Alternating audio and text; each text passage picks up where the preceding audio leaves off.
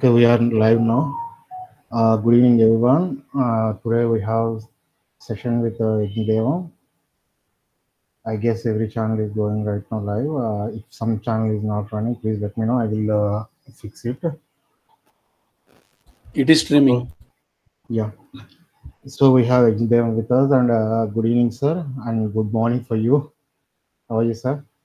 Great. How are you? Yeah, I'm good. So you you 2.5 years ago published a paper regarding the IVC script. Sir, 1 minute. My channel is not streaming. Your channel is not streaming. Yeah. 1 minute, let me check. Okay. Is it auto start enabled? Yes. Yeah. 1 minute, let me restart it. Check it now, sir. It should be starting.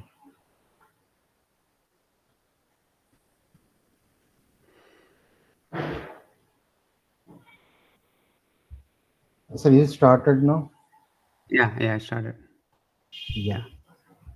So I read your paper properly, and I got some questions like some of the things that I don't know, or might be I got some doubts. So I would like to discuss about the same thing. Okay. Let's not waste much time. But to those people who don't know Yajna, he's a cryptographer, and he did a research work on IVC script. He is able to decipher it using the techniques mentioned by Shannon, according to Shannon's theory. And he published his paper, and of course, it is not published in mainstream media, but it is a point to consider because I'm very impressed with his work. So I got some queries, so I'm running this live right now. So my first question is about first sign. Uh, Yes. so actually, when I am using the regex or manually checking the dictionary, that the dictionary use in new paper, I didn't find the first word at all. Yeah. How did you come up with that first sign? Right. So the first sign is a soma jar, in which you drink the soma cup, and the word for that in Shatapatha Brahmana is anshu. Okay. So all Indus signs are the first letters of their names, of the image they represent, which is pretty normal, way of creating alphabets. The alphabet we use today, when it was started by the Phoenicians, it was pretty much similar. The letter A was the shape of a bull's head, and the word for bull in their language is Alep. So Alep became alpha, became like A. Okay. So in our in Indus script, the sign for an is from ansha. Okay. So what is if you look at all the letters in the, let me actually see if I can share this paper so people can see what I'm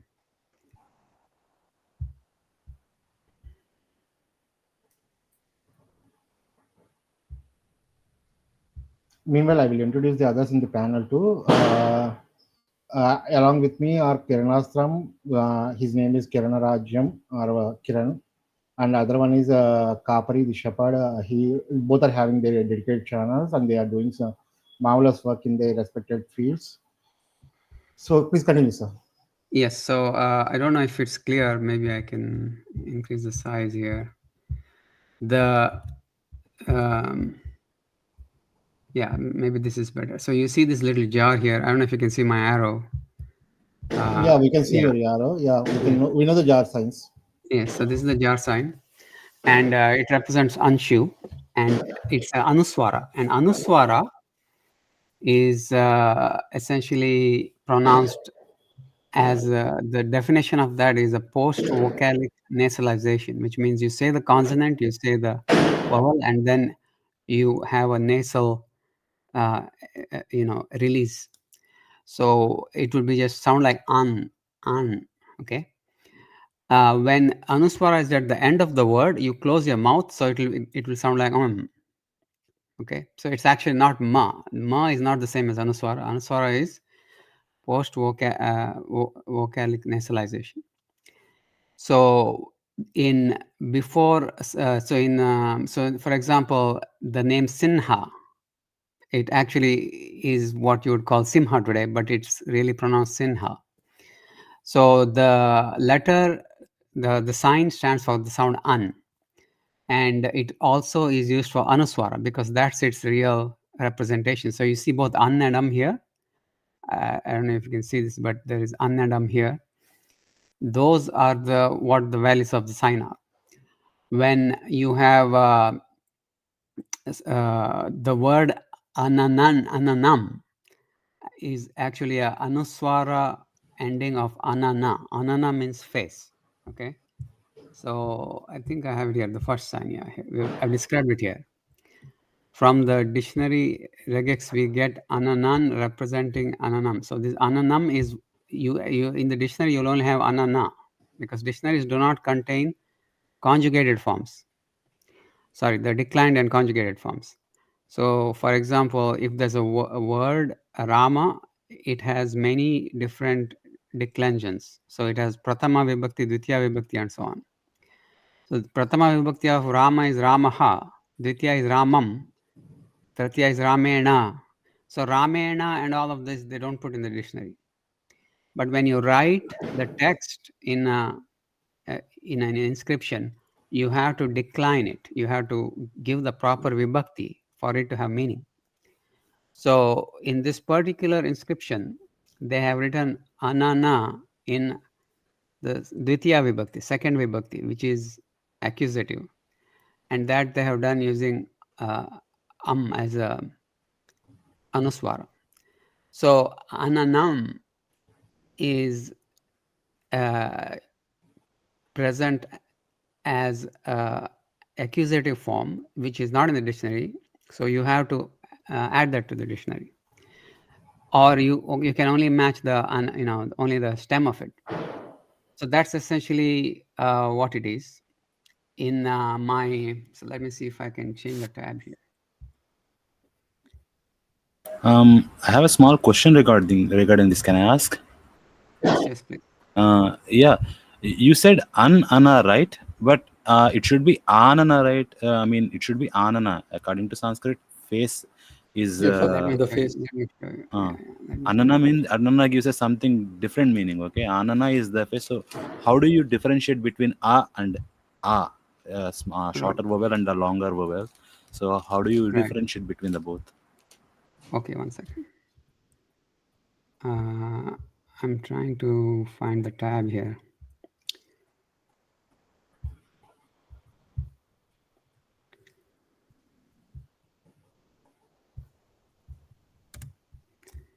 Let me just stop presenting and re-get that.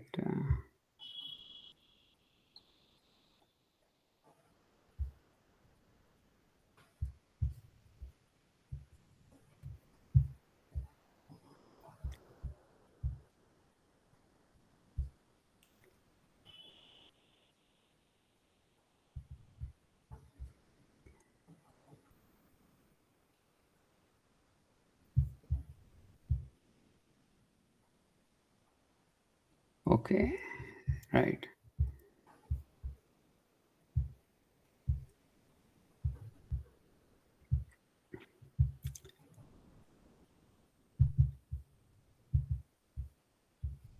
Do you see the window or no? No, it isn't presenting anything. I think you have to resume your presentation. No, you are not presenting at all. Yeah, that's... If you want some link to open, I can do it also. Yeah, there's a Monier Williams English Dictionary. Let's one see. which you mentioned in your paper? Yeah. Yeah, give me a minute, I will open it.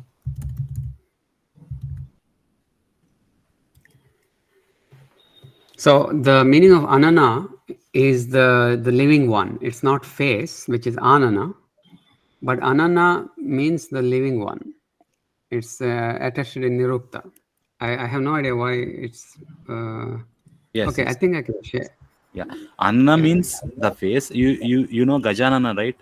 It's a name for epithet for Ganesha, the elephant-faced one. Gaja So plus Anana Anana. means Anana gives us something very completely different meaning, breathing or living one. But Anana Yeah, gives so- Anana means face actually. So that's why I Right. was So confused. I've shared it. I don't know if you can see it, Yeah, we can see. but Yeah, we can see. yeah. So that is anana, which means breathing or living. So the the one who breathes. So ananam is a word for the living God. Okay, so that's essentially it. And if you have a Dvitiya Vibhakti of it, it will be ananam. So you you meant to say that you didn't derive this on using cryptographic techniques? I don't understand, because I thought I'm expecting something logic like you mentioned in the millennium or something like that. But you are saying that some grammatically it Right. happened. So no, it's simpler than that. So in a cryptogram, when you have a dictionary, you can get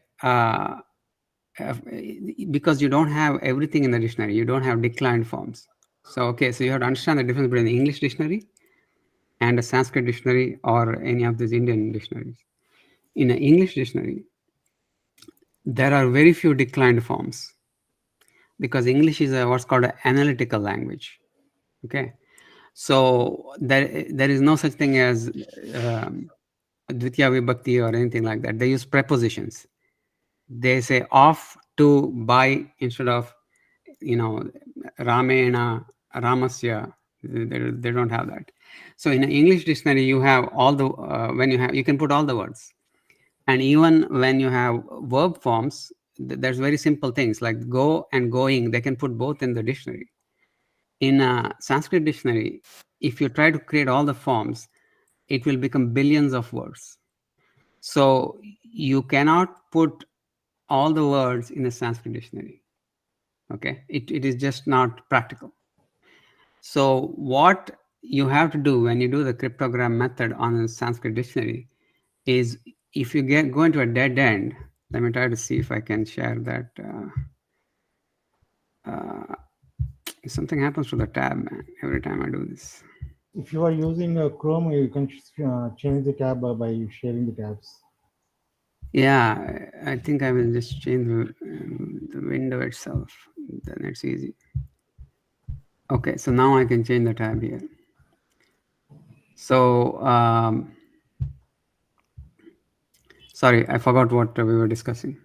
Yeah, we are Talking discussing about declinations. Okay, I mean English is an analytic language, right? So Right. I have another question. It should be very challenging to consider all the various declinations available that should be present in the Sanskrit language. Right? There must have been a couple of million or billion things to consider. Yeah. Go ahead. Yeah, how did you take into consideration all the different types of declinations, and there are conjugations and nominal derivatives and everything else, right? Yeah. So I have described it here in section 2.10.3. Essentially, when you have so I was lucky that many of the forms of the words were in vocative. Okay, vocative form is what's in the dictionary. So when I was first going through the cryptographic method, I could find a lot of matches, and I could figure out that this is what the structure is, and so on. And then when I occasionally get into a place where there is a accusative or something like that, I could add it to the dictionary. Okay, so so there is this whole section on false negatives and false positives. A false negative is you go into a dead end, like you're discussing why ananam is not there in the dictionary. That's a false negative. It's a negative because you don't have it in the dictionary. It's a false negative because it's still a legal word. Okay, so when there's a false negative in the cryptogram method, you are supposed to add that word to the dictionary, and as long as it's a legal word, that is what is expected. Okay, you cannot add an illegal word.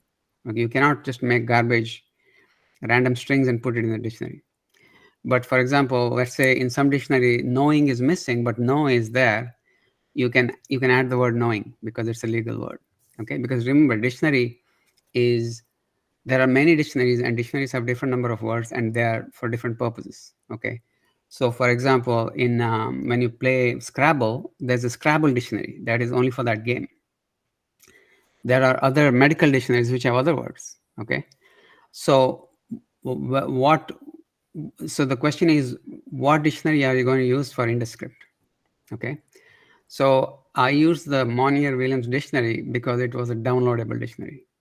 There are many other dictionaries, but when you find that you get a partial match, so when you do regular expression, you get a partial match.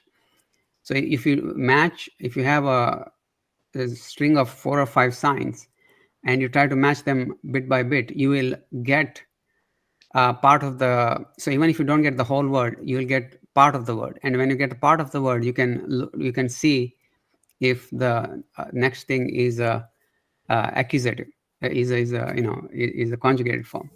So what happened with the anonam is that there are, let me show you the actual derivation. I think maybe I've written it right here. The first word. So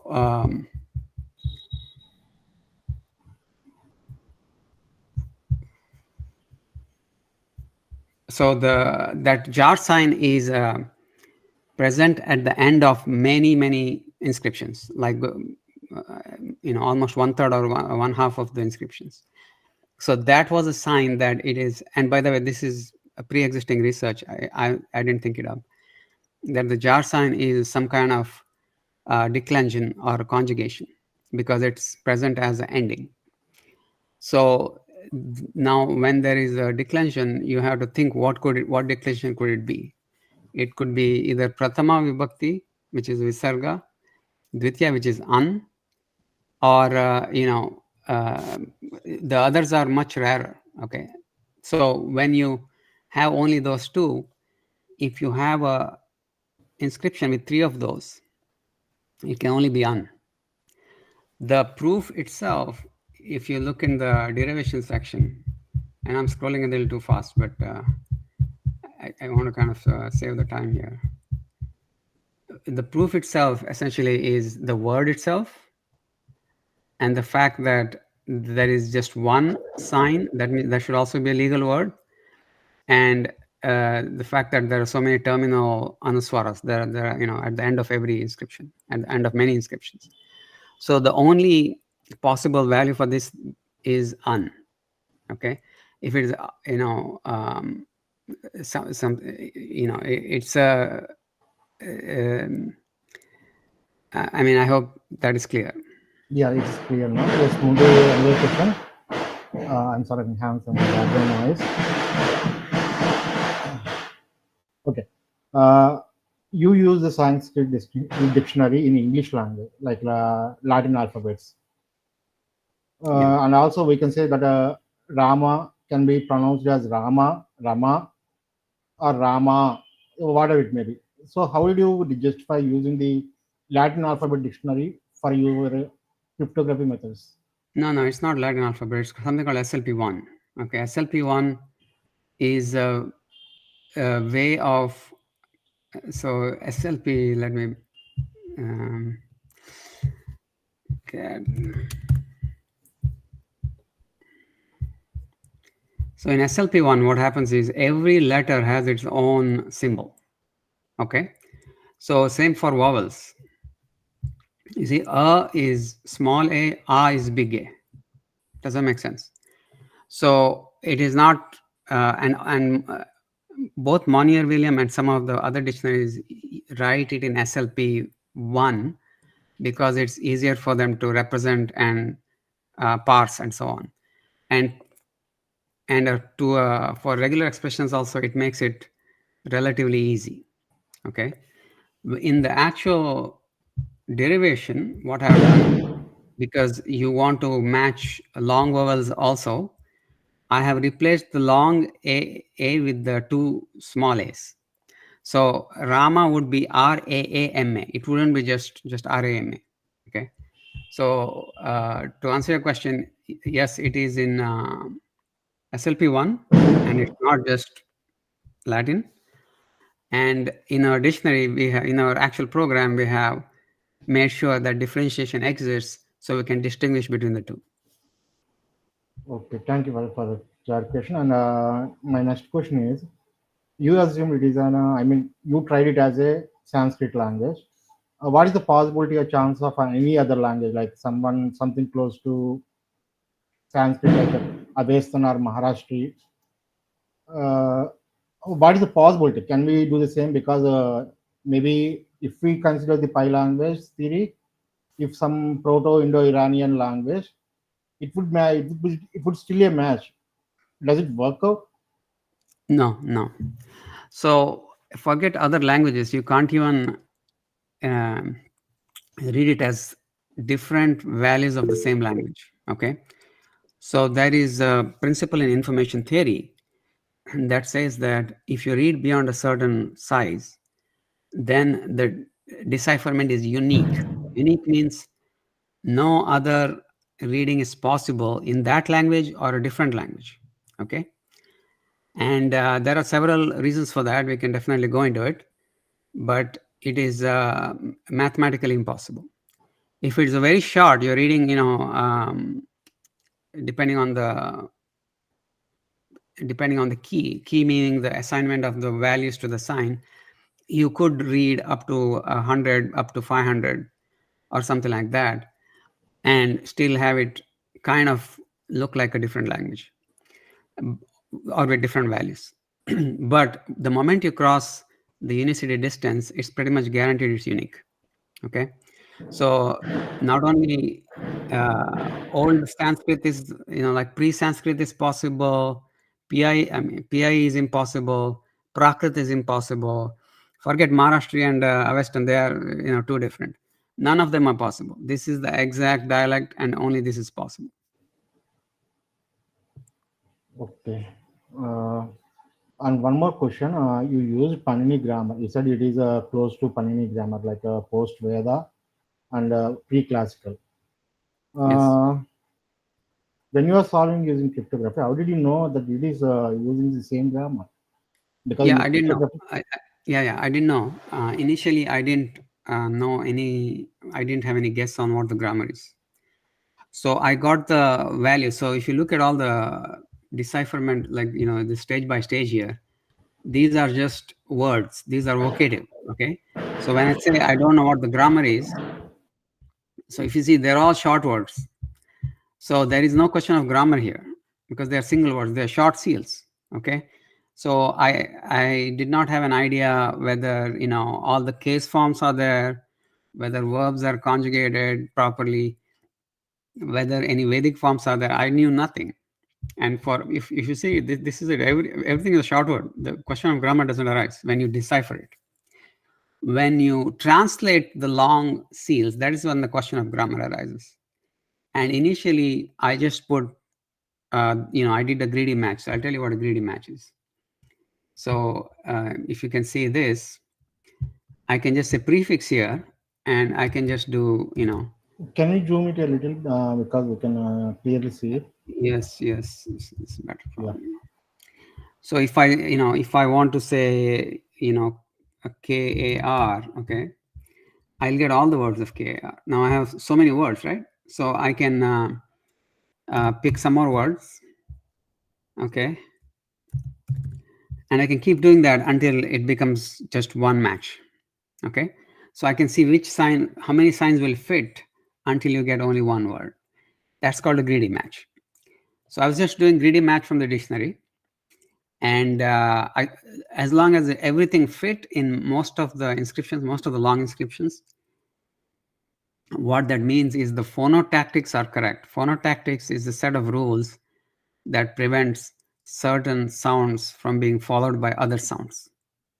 So as long as the phonotactics is correct, the language and the assignment of symbols is correct, I was hoping someone who knows Sanskrit will do the actual, parsing and translation. So so I didn't know that, and when people told me try it with the grammar, I said, okay, let's try Paninian grammar, because that's the only grammar that is available to everyone. Before Panini, there was Indra grammar and some other grammars that was done by All these other grammarians were there before Panini, like Yaska and all these other guys. There were some 20 grammarians listed by Panini. So the actual grammar, we don't actually know 100%, but what we know is that Paninian grammar is able to parse all of these meaningfully. Okay. So when there is so let me show you the Indus script here. So when you see this, I'm able to parse it using Paninian grammar, and I'm able to translate using Paninian grammar. So what Paninian grammar does for us is it lets us parse it properly and read the meaning properly. Now, the difference between that and the previous grammar may not be that much. We don't actually know. Okay, got it. So I think panel member Thinky Monkey got some question. I think please unmute yourself and please speak. Hello, Devam sir. Yeah, my question is again on the same lines.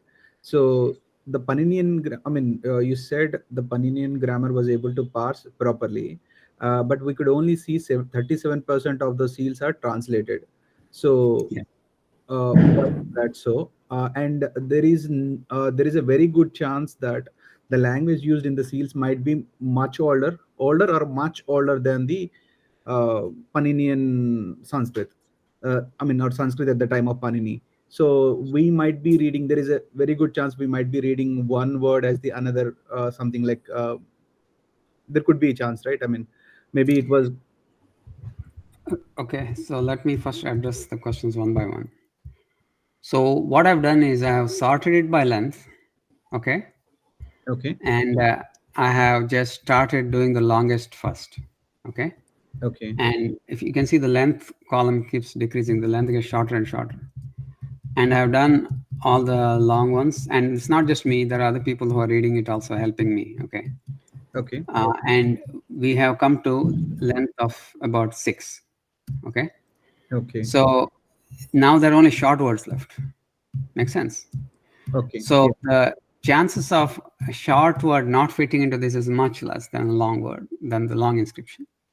Reasonable. Okay. Yes. So it's just a matter of time. We have spent a few weeks on this, and it takes time because it's many of these forms are like old forms. Okay, so we have to do research. We have to understand the actual meaning. See, reading it is easy. I can read all of this. See this little star here. This is automatically generated by the program, by the website.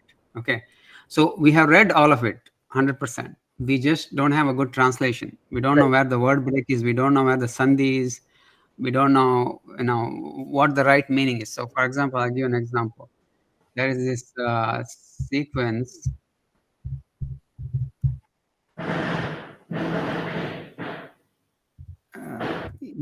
Yeah, so there's a sequence vara, okay, varan, this one, okay. Okay. So this sequence, you can, we try to do regular expression and auto-generating the word, but this can be read in 2-3 ways. One is varan, which is a plural of vara. Vara is a blessing or, excellent or something like this. Another is varam, which is singular. And there is vrana. Vrana means wound. So the issue is that the ability to pick the right meaning, actually coding it into the website is non-trivial. It is a multi-year work.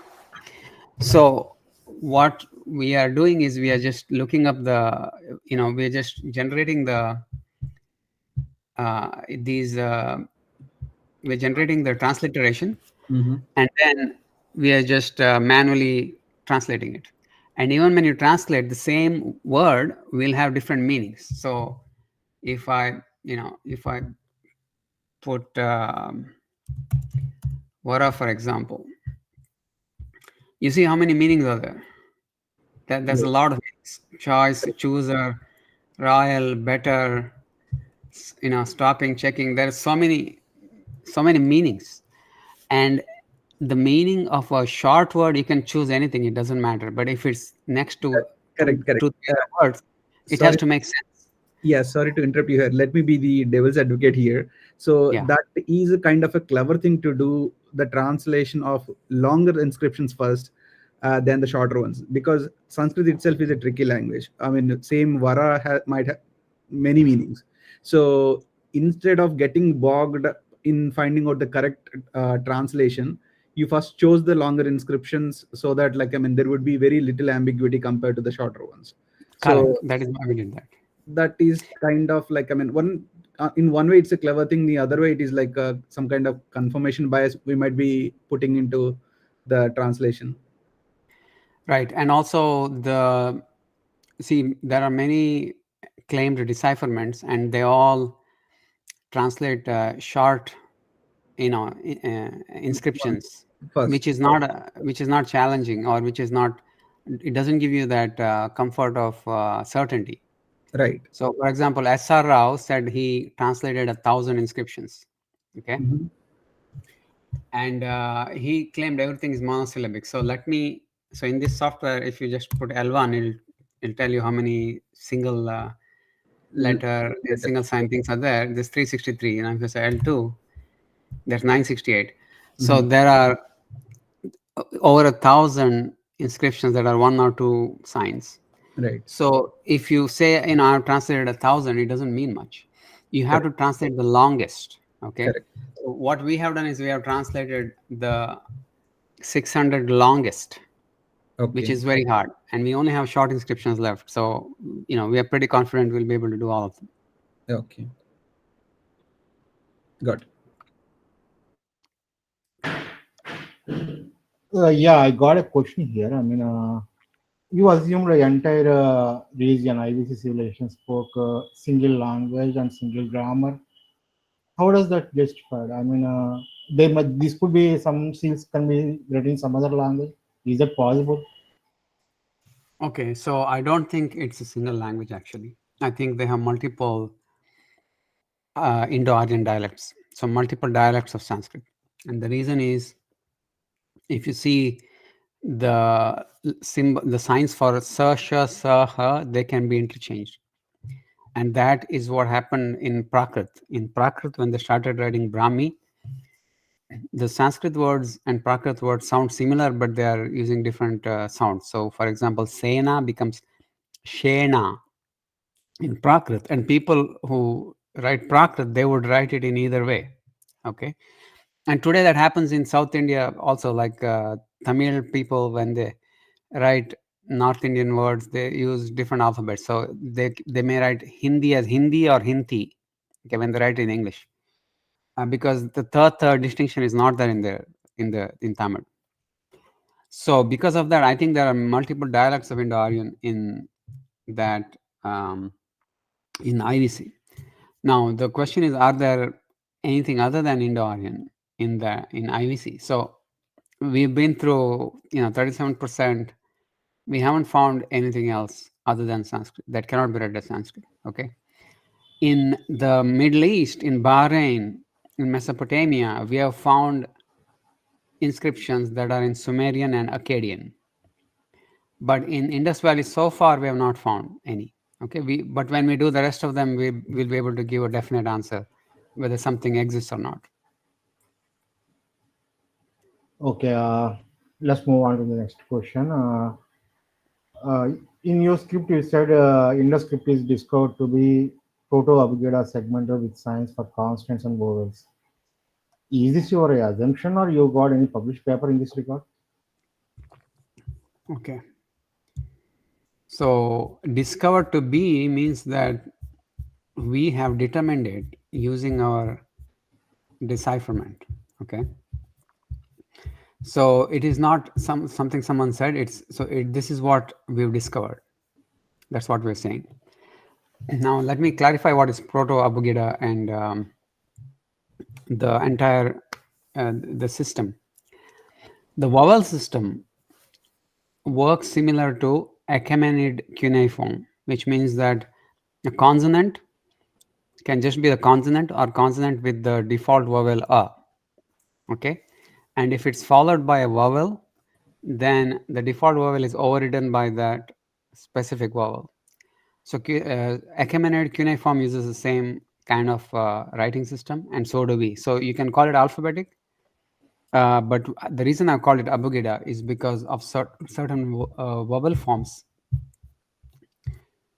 where the vowel is attached to the let me see if I can find it. The vowel is attached to the consonant itself. Okay, so I'll give you a good example here. Here the vowel is attached to the consonant, and that eventually became your Brahmi. So what happened was I'm trying to find a thing that I've written. I've described an example. Okay, here it is. You see, this was the, because the and the e is attached to the, and the Brahmi, the is also similar. It is attached to the e is attached to the consonant. So because it has, although the script has both alphabetic and abugida features, I call it proto-abugida. So that, and I call it segmental because that is, I wanted to just characterize it as accurately as possible. Does that make sense? So it is not someone else's paper, although there is a paper recently that claims that Yeah, I is saw recently some paper from Muhammad, I think. yeah, but that was later. That is is alphabetic. published. Yeah, that's published this month. Yeah. But my thing, it's a finding. It's a finding based on actual decipherment, which you can see, here.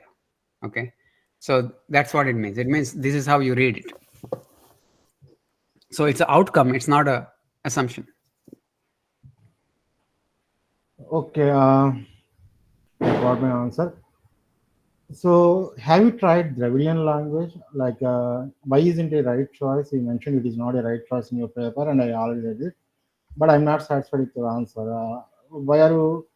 Have you tried it using the deciphering using Dravidian language? Yeah. So here is the thing about Dravidian. Okay. Yes. So in Dravidian is called what's called an agglutinative language. So in a language, when you create a word, typically what happens is a word has a root or a stem, and to that you add affixes which change the meaning of that stem. Okay. So in agglutinative languages, these affixes are regular. Regular means it is always the same for all words and for all cases. It gives the exact change in meaning. So in Dravidian, for example, if there's a word ava means he. Okay, if you add lu, it becomes feminine. Okay, and for all words you add lu, it becomes feminine. If you add ru, it becomes plural. Ava ru. I'm talking in Kannada. I mean, you guys can find other examples in your language. Yeah, similar. Yeah. And if you put li, okay, it becomes a locative, which means it is in that place. So avaralli is avaru, avaralli. You can just keep attaching these affixes. Okay. Now these affixes have a fixed order, and there's a theory by a person called Sink, who states that this order is universal across all agglutinative languages. I don't know if it's true, but at least in Dravidian, it is true. So you cannot change the order. You cannot say, so avaralli means in them, but you cannot make it avalira. Avalira is not a word. Nobody's going to understand it. Makes sense. So what happens in Dravidian is you have forms that would not, what happens in Indoscript is you have forms that exhibit this kind of rearrangement of what would be affixes, and therefore it cannot be Dravidian. What it has to be, so those cannot be affixes. So what it has to be is they have to be stems that are compounded. So when you say a stem that is compounded, you attach, in a compound, you attach two words, it becomes one more word, right? Like housewarming is a compound. In Dravidian, the compounds have only two stems. In classical Sanskrit, you can have unlimited number of stems. They have 10, 20 stems also in rare cases, but 4 or 5 stems is pretty common. And and especially it's true in classical Sanskrit, not in Vedic Sanskrit. So Vedic Sanskrit also has a few cases where there are more than 2 stems, but in classical Sanskrit it is normal. Okay, so what this means is that it cannot be not only Dravidian, it cannot be any agglutinative language. Makes sense? Because then because of this order is fixed and it cannot be reordered meaningfully. Therefore, and it has to it can only be multi-stem compound, and multi-stem compounds don't exist except in very few languages. It exists in classical Sanskrit, German, and a handful of others. So this actually eliminates almost all other languages. So you know this structure of the script before you start the working on it? No, I didn't know. So when I started the work, it was much simpler. The paper has grown, and the paper is written in a way that the reader can consume the information in a structured way, but the discovery and the work doesn't flow in that beautiful fashion. Okay, when I started, my first idea was to use a Dravidian. Okay, because I wanted to falsify someone else's work, but there was no Dravidian dictionary, downloadable dictionary, or I couldn't find it at least. Then I said, okay, let's try Sanskrit and try to get different values, and that's how I started. But eventually, I did find Dravidian dictionary, and I tried it with Dravidian, and it fails for various reasons. So one is the certain word forms that don't see. As I'm here, I'm talking about trying it with Dravidian here. Consecutive letters. Right. So you have the consecutive letters, and you have consecutive letters in the Dravidian dictionary. I could get only these 4 matches, and then when they are in different combinations, there are no such words, and that is one failure. The other failure is you don't get words which can have 3 consecutive same signs and so on. Whereas this is very common in Sanskrit, right? In Sanskrit, there's lit lakara. So if you have, if you have sa, that is a word, right? So, and because of that, because of many of these reasons, Dravidian fails. Dravidian is not a match. It's agglutinative, which we have eliminated, and we have tried with the dictionary anyway. And you essentially get stopped at the first sign itself. And you can try other signs, but when you see the double signs, they further don't match anything else. Okay, so there is no way cryptographically you can derive Dravidian out of it. Dravidian or any agglutinative language. You can do it using other forms. You can say, this is logographic. I'm just going to assign words to it. But people have been trying that for 40 years or more. Okay, they're trying to decipher it as Dravidian for 40 years. And you know how far they've gotten? They've gotten to like 13 different signs, and they've just assigned values, and they're reading the values they've assigned. They've not been able to read any long inscription. So 40 years plus the mathematical proof here that it cannot be Dravidian or agglutinative, I think that is pretty strong evidence that rules out Dravidian. But so far, has anyone used the mathematical for deciphering, or they are using the trial and error? For IndoScript or something else? For IndoScript. For IndoScript, I don't think anyone is used now. But this has been used in for linear B, for example. They've used cryptographic method. But for IndoScript, most people, the issue is most people are kind of stuck with the narratives, and it is preventing them. There are assumptions in the narrative that are preventing people from analyzing it properly. Okay, the first assumption is that it's Dravidian. You already assumed it. Okay. Second is it is logographic. That's already assumed. So when you try to say that this is logographic and Dravidian, both are wrong. And you try to just force words into it, you are not going to get anywhere. Hundreds of, really thousands of people have tried. They've tried it for 40 years. They've tried it with computers. They've tried all manner of things, but because they're stuck on Dravidian and they're stuck on logographic, they're not getting anywhere. Okay.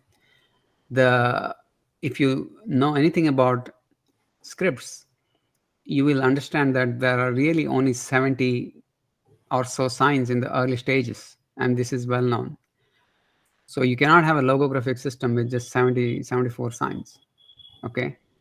It would just not make sense to create a script like that over 2,500 years, and only 70 signs are attested. So there itself they're wrong. And can you do this as Tamil with the cryptography? I have tried it. It doesn't work. If you want to create another old form of Dravidian, you have to recreate that language from scratch. You have to create this dictionary from scratch. You have to prove that such a language could exist. And then, even then, you will fail because it's agglutinative. Okay. So no one has tried, to my knowledge, cryptographically, no one has tried into script so far. And that is why I succeeded. And that's why it looks so simple. If you look at the derivation, it looks so straightforward. There's nothing, there's no great, logic or anything behind it. There's no brilliance. Okay. The only thing I've really done, the smart thing I've done is I've modeled the problem correctly. Other than that, all of this is known things, known methodology. It's just tedious. It's just you do one after one. You just keep typing into, regular expression into the terminal. You get a set, you reduce the set, that's it. It's just tedious. But it's not, and of course, writing it in a way that people are able to absorb it and be convinced of it, that is also hard. But getting the actual values, it's just straightforward. You can see how simple it is. You're getting one by one. You just find a word where there's only one extra letter. So you look at this. So I got the first one. Second, I find inscriptions with only one extra sign. So now I can decipher that sign. Then I find one more with the previous two and one extra sign. Then I do that. And that's it. You just go through the whole thing. And you go it in the descending order of frequency so that you get more matches when you know fewer signs in the beginning. That's it. It's not anything complicated. Yeah. Monkey, did you got any question? Yeah. So my question is, we know that for Egyptian logographic scripts, each symbol means a word, not a syllable. Or not a single character or single alphabet. How did you arrive that each one of the symbol belongs to one alphabet instead of a word? Is it a presumption, or after the cryptography methods you applied, you arrived at that? So could you explain that part clearly?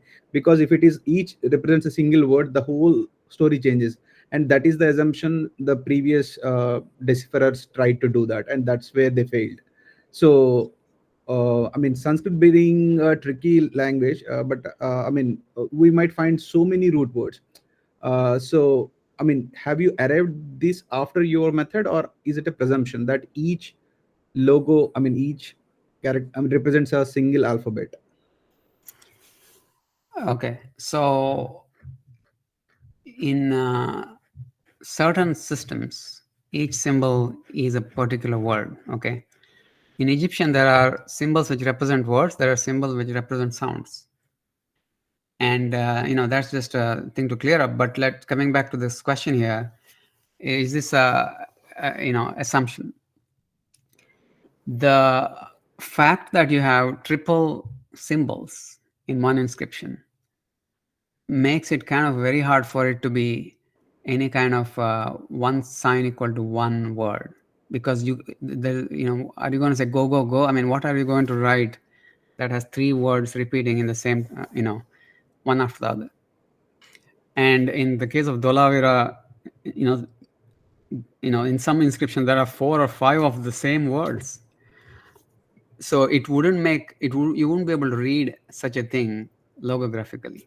Okay, that is one. The second is there are only 71. There's no writing system in the world that is logographic that has such a short, what to say, so logographic alphabets or logographic scripts have a large signary, which means they have many signs. So Chinese, for example, has over 40,000 signs. Right, but that could be attributed to very little of the corpus we found. I mean, we might not have got all the signs probably because this whole civilization has spanned for over thousands of years, but we got only. So that could be a reason. I mean, the outcome justifies your approach, but my question is again like banking on whether it's a presumption. I mean, that is one valid thing which you said. Like, I mean, same word cannot repeat 4 times, 5 times. So what sensible meaning does it actually carry? True. But like, I mean, your whole decipherment lies on the very fact that each picture represents one alphabet. So that is, I mean, a tremendous, I mean, like a path-breaking assumption to make, isn't it? Okay, so let me try to find the thing that I've written here.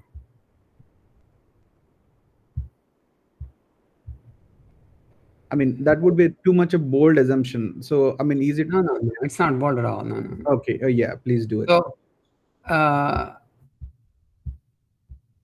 yeah. Okay, here it is. Script type. So, if it is logographic, you would not see that many repetitions in even the short inscriptions. So, okay. So, for example, so this is so we all know the Chinese alphabet is kind of logographic. Okay, it's not technically logographic, but in terms of its characteristics, it has 40,000 symbols. It has right. Yes. Okay.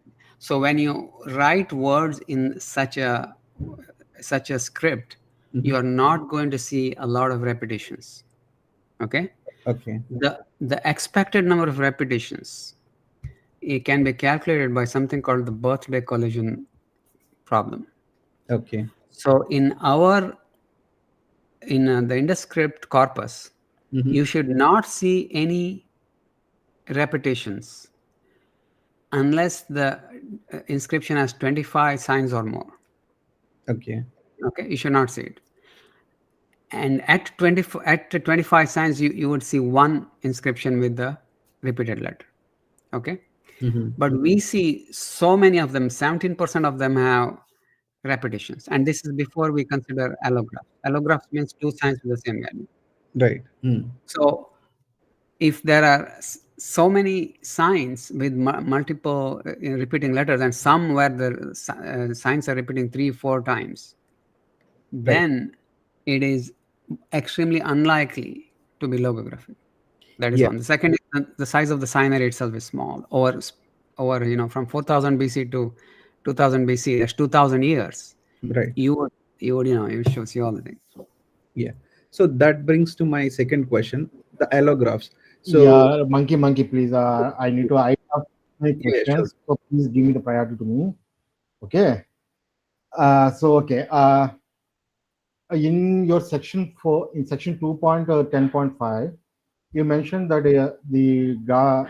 from Meluha words and names attested in Sumerian inscriptions, it appears that Meluhans spoke some form of post-Vedic Sanskrit, but one of that is too early to be termed as classical Sanskrit. So, do you mean to say that the Vedas existed at the time of Harappa civilization?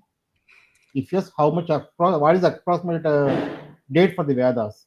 How did you arrive on all those dates?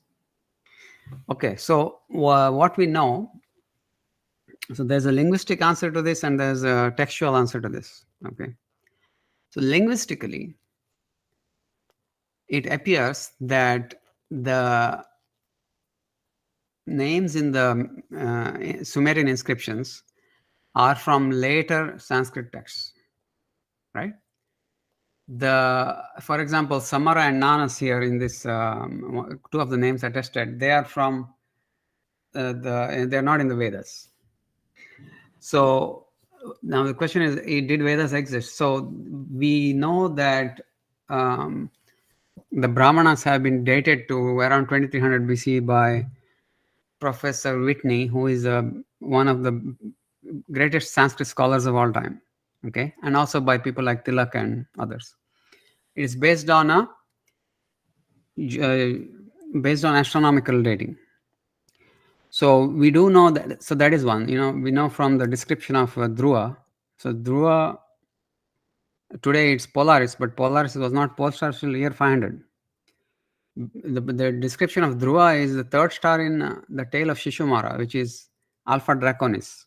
Okay, Dhruva was pole star in 2300 BC. So you'll see a lot of these dates in the Puranas and the Brahmanas, which are around 2300 BC. So I give you two examples. I'll give you one more. Kritika rising in the east on the spring equinox. That's also 2300 BC. So 2300 BC is right in the middle of the mature Harappan phase when most of the inscriptions were created. So if the Brahmanas existed then, if the Puranic stories existed, then Vedas must have existed even earlier, right? So yeah, now what's that? So when you say Vedas, the precise meaning of Vedas is Samhita plus Brahmana. Okay, the mantra you chant and the meaning of the description of the actual rituals. So if the Brahmanas existed, then Samhitas must also existed before that, right? What's the exact date of Samhitas? I mean, that is, I have to leave it to the experts to give it. And even the Brahmanas date, by the way, I didn't figure it out. It was Professors Whitney, Tilak, and all these great men have calculated it. I can show that also. Let's see.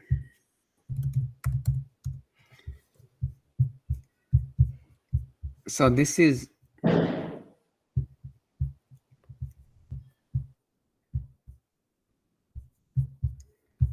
essentially this is your 27 nakshatras, okay, and the Gopata Brahmana essentially says this. Okay, so this is around 3800 BC. It says that the year starts at full moon at Uttara Palguni and ends at Pura Palguni. So that means it was around this time. And what is this? This is your winter solstice. Yugadi. Yugadi means start of the year. That starts during this time. If you look at the year here, it's 3820. Okay, the least it can be is this date, about 3570. So this is from Gopata Brahmana. There are many of these dates, many of these astronomical observations. And remember, these are not things that they're just describing. These are actual practical things they're doing as part of the religion. Make the sacrifice, create the altar facing this, and all of that stuff. So since these are practical instructions, this must be what they saw and they recorded. So based on that, these are the estimated dates.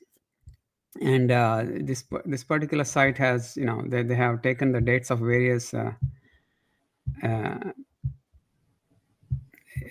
beyond this, I don't actually, so beyond this 433, it's hard for me to grasp even how old these things are. But at least the calendaring stuff, the creating the altar stuff, that is pretty straightforward. There's nothing to think or interpret. So those are the dates that they're given for it. Yeah, Kiran, do you have any question? Yeah, relating to this, not the question, but anyway, these are the cyclical, right? This Kala Chakra. So every 26,000 or 36,000 years, it gets repeated, isn't it? Yeah, it's a little less than 26,000. Yeah. Right. So this can be, we should not date it to 4,000 or 3,000 BCE. It can be beyond that. Well, then you will have to date it to 30,000 BC, which is much harder. Right, It will be the Ice Age. What about the recent one? The most So recent, the lowest what we can get is that 4,000 or 3,000, as you said.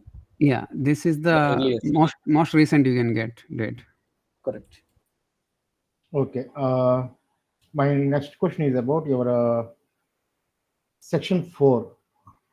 You Yes. mentioned so many rules, like this vowel precedes something like that. So many rules you mentioned in your section 4. Yeah, these Yeah, ones, how right? did you come up with all those rules? Is it by, did you get them from Panini grammar, or you do it when you are doing your cryptography? It's much simpler. It's it's a regular expression. You have a symbol, okay. You just like you get the value for one symbol, you can get the value for two symbols. So if you have a sign and you say, hey, what are the possible values that fit into this? You get the values, and it's just these are examples. You would read like this anyway. Okay, these are not rules. These are just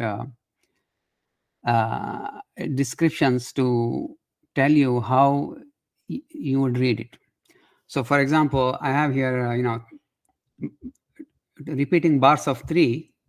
Okay, 3 strokes with a space in between.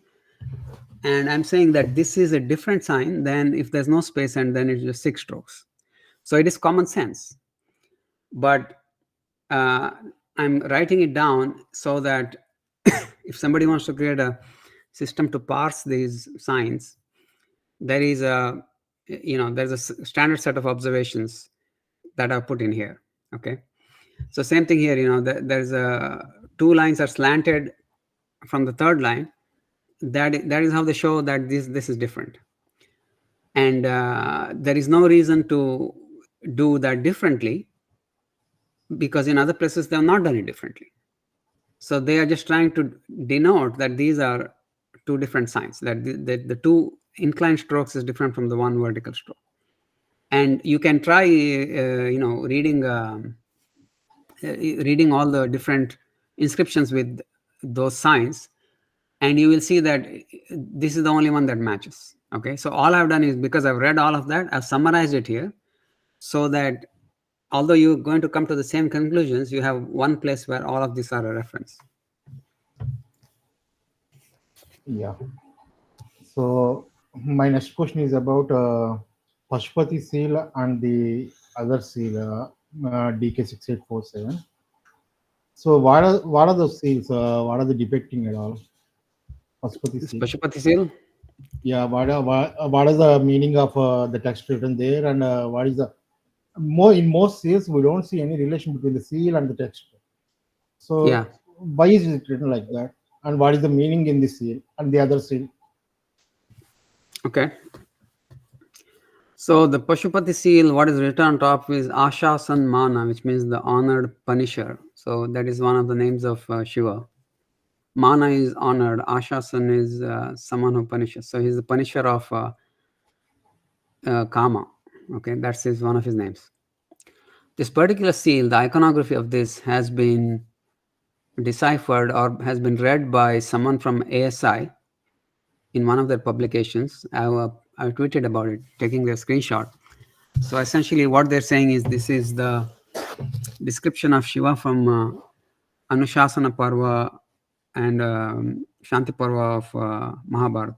Okay, so Shiva has different rupas, right? So he has what's called Vyala Rupa and so on.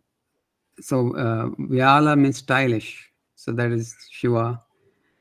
And Shardula means eminent, okay, which also means tiger. So Vyala means elephant, Shardula means, okay, and the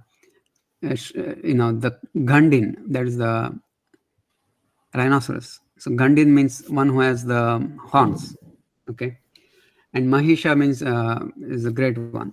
So that's why that buffalo is there. And in the bottom you see a goat. It's Aja. Aja means unborn also. So these names are also the names of the animals are also the names of Shiva. Okay, and in the Shiva picture himself, you see he has that matted hair. It's called Kaparda. So it's Kapardin, and he has 3 heads. It's called Trishirsha. Trishirsha means he has 3 heads, meaning he sees the past, present, and future simultaneously. Okay. And then he has that elephant skin on his chest. He has Hiranya Bahu, like golden arms. He has the long nails. I forget the Sanskrit name for it, but he has long names. he has Urdhvalinga, okay, and he's not wearing any clothes. That is also one of his attributes. He is also a yogi, sitting in the Mula Bandhasana. This is a very, very difficult asana. So here what happens is the heels are pointing front and the toes are pointing towards the body. Okay, it's very hard position to do. So these are all his description from Mahabharata chapters. So that's what this means. Sorry, what was the other one you wanted to ask? Yeah, since you mentioned Mahabharata, do you mean to say that Mahabharata and Puranas are all, even also mentioned Lubdaka story and also Sindhupura Sindhura story? Yeah. Do you mean to say that those Puranas existed at the time only? Yeah, those stories existed for sure, right? Otherwise, how will they draw it? It's very hard to draw this without having the story. Yeah, okay. So my other question is, why the text in these seals are not depicting, are not related to something on the seal?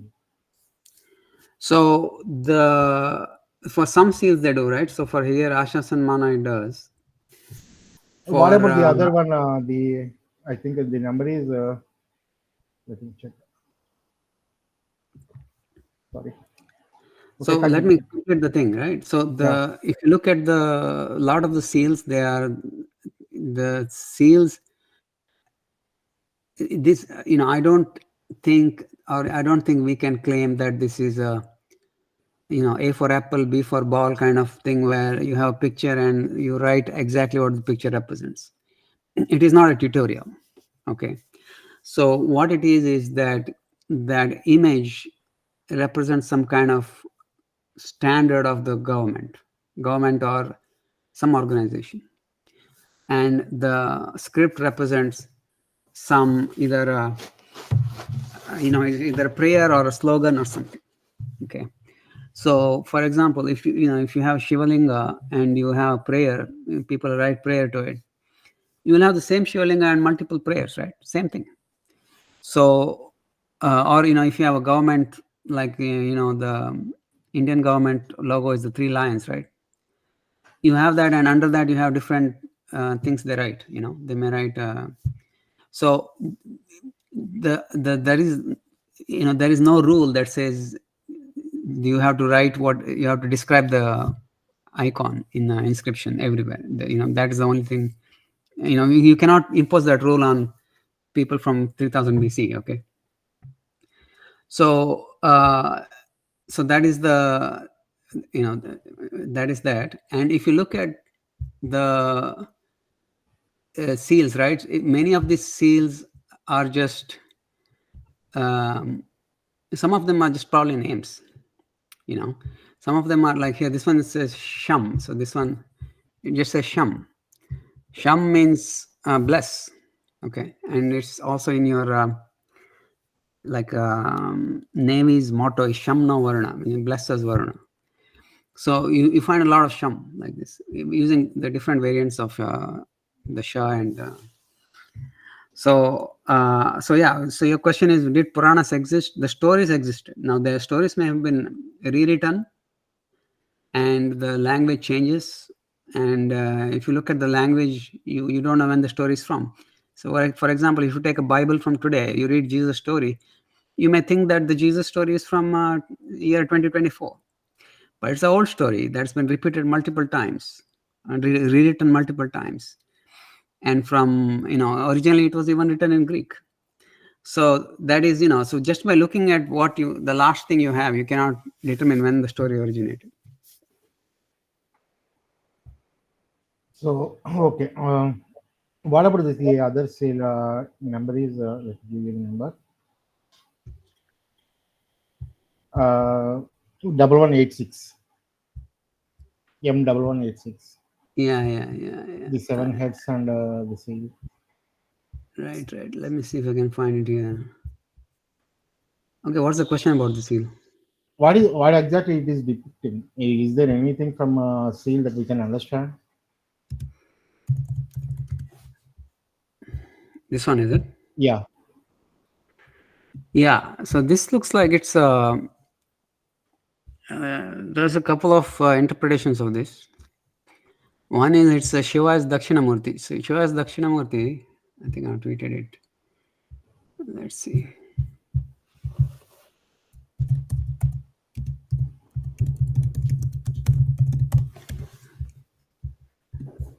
Yeah, it's this one, right? Yeah. So this is Shiva in that Ashwatha tree, and there are 7 Saptarshis.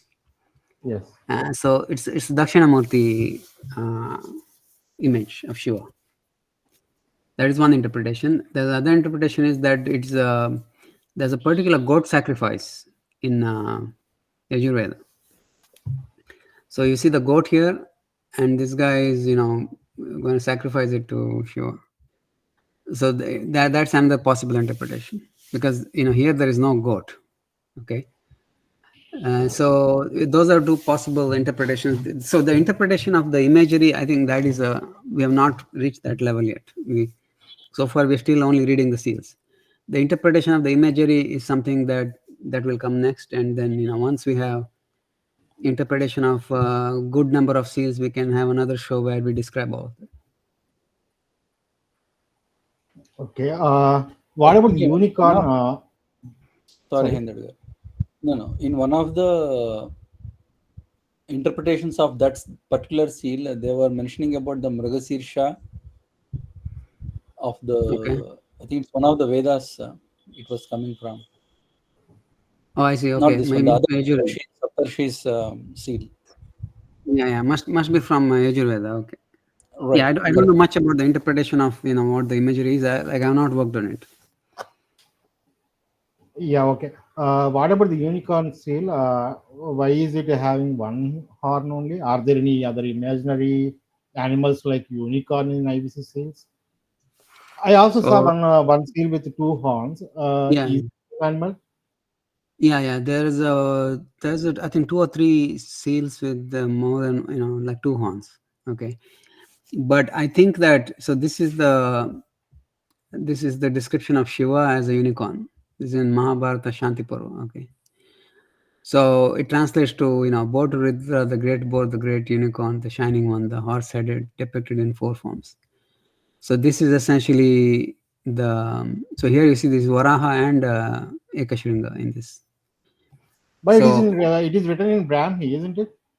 Yeah, it's written in Brahmi, and it's written in a mix of Brahmi and Indo-script. So that also I have put in my paper. I will translate it. Some of the symbols are not Brahmi; they're Indo-scripts, Indo-signs. So yeah, at some point, so if you think about it, this particular sign exists in both Indus and Brahmi. This particular sign exists only in Indus, and so yeah. So this is one, and there is one in there's one in Veda itself where he says, here you go, Rigveda 5:59 1. Let's say I hope you have it open here. Right. So you see here, it's a Shringam, that is singular. So the 1-horned one, that's what it says. Okay. So here it is talking to actually the deity is the Maruts, but I think they're talking about either Agni or Rudra. Okay. So the 1-horn thing, as a concept, it exists from Vedic times. Okay. Since we are talking about the unicorn seal, you mentioned in your paper that unicorns and dragons are mentioned in Rigveda. Is it correct? Yeah, I showed you, right? For us to later check on it. Yeah. So this is the Shrangam. This is 5:51. Yeah, that's for unicorn. What about the dragon? So dragon is Vrata, right? Vrata and Ahi. Let's see if I can search. This is a good site, by the way, if you want to. Yeah, wisdom level. We checked it also for some other references. And so Ahi is a snake or a dragon. Okay, a dragon is nothing but a snake, and that is grown wings. So so they have stories of Ahi. So let me see if it actually says dragon anywhere.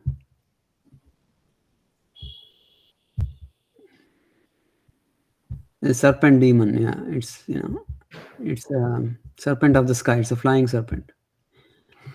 So you have Ahibodhnya is the snake in the sky.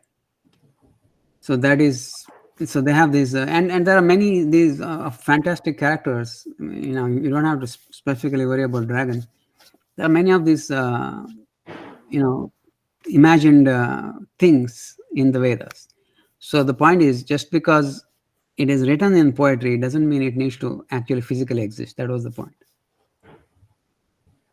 Yeah, okay. My question is from now onwards about off topics on off your paper. What do you think? How is the relation between the Pi language and the Dravidian language? Because we see Indus, we see the connectivity with Indus in every state almost. Like many people connect themselves with the Indus seals by the iconography or by the style of by the continuity in traditions. But the language is not because they already separated Pi languages and Dravidian languages, and they are saying that we are not same. So yeah, so you have to understand that language, the longer some people exist in a place, there are more languages. There will be, the bigger a country, there will be more languages. Okay. So humans came out of Africa and came to India, and from India they went to Australia and New Guinea. Okay. And in Australia, there are some, I think, couple of dozen language groups. Okay. Not just languages, language groups. Many of them are isolates actually. So in Papua New Guinea, same thing. There are so many languages that are completely nothing to do with each other. So India, people have been here longer than either of those places. So in India, you should expect to see dozens of language groups. Okay. So it is actually pretty amazing that there are only two major language groups. Now there's Tibeto-Burman and others have also come in. Munda and all these people have come in. But the major two groups are Indo-Aryan and Dravidian. So there are two language groups, and that happened because of consolidation after agriculture. So agriculture developed in two places. It developed in the Gangetic belt at some 9000 BC. They started cultivating rice, and in the south also they started cultivating rice, and then other crops as well. So what happens is hunter-gatherers, when there's a farming community, hunter-gatherers will settle in with the farmers and adopt the language of the farmers. So in the end, you got two language groups, but the language doesn't mean the culture is different. Okay, so when in the south, the population initially was not very high. So when the Indus Valley kind of, because of climate change, they had to move out of there. A lot of people moved south, and they adopted the southern languages. So even in the south, your DNA is 50-60% Indus Valley, because most people have come from Indus Valley. They have settled with the existing farming culture and adopted that language. Okay, so this is the mainstream view. Now there is some marginal view, or there's some research going on that is not complete, may never be complete. So one of them is by a person called Igor Tonoyan Belyayev. He's a Russian guy. So according to him, there is many words in Dravidian that are also in Indo-European. Like in Greek, there are some Dravidian words. In German, there are some Dravidian words, and so on. Okay. So, and then there is, he's saying, how is that possible? Unless Dravidian and Indo-Aryan and IE developed together. So his theory is they developed together, Dravidian separated, and it re-merged. That's why you have the similar noun cases, some grammar, all of this stuff, vocabulary shared. Many basic words in Dravidian, they are the same as Indo-Aryan, which is not, which is very rare. So like the word for vomit is vanti. Vanti is actually Sanskrit, vamati. Okay. So there is those hypotheses that still needs to be developed fully. Okay. to see what's the actual relationship. But I also tweeted Dravidian IE. Let's see if I can find it. Yeah, regarding your tweets, I also have some other question. Do you think Hindu Kush fountains can stop some people from migrating to India?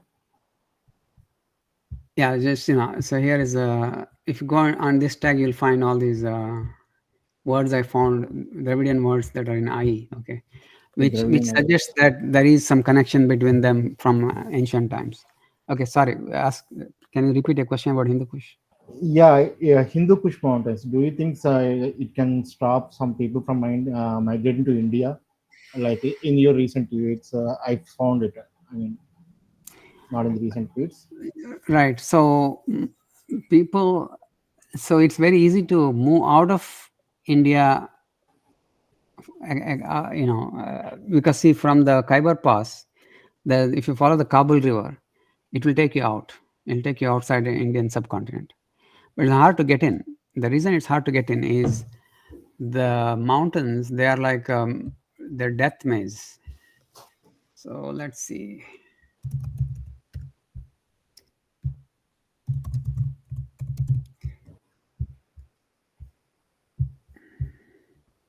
So this is the Hindu Kush. Okay, Hindu Kush is, this is a maze. Maze meaning if you try to get in here, you will get lost, and it's very, very harsh. It's very cold, and it's very high, and then nothing grows there. There's no grass or anything. There's no trees. There's no food for you. And even in modern times, even like 100 years ago, in the American West, they could not find the passes to create roads. They had to ask the Native Americans who knew the passes. So discovering passes. Native Americans, Indians. Now I'm talking about Americans in the US when they created the highway system. Okay.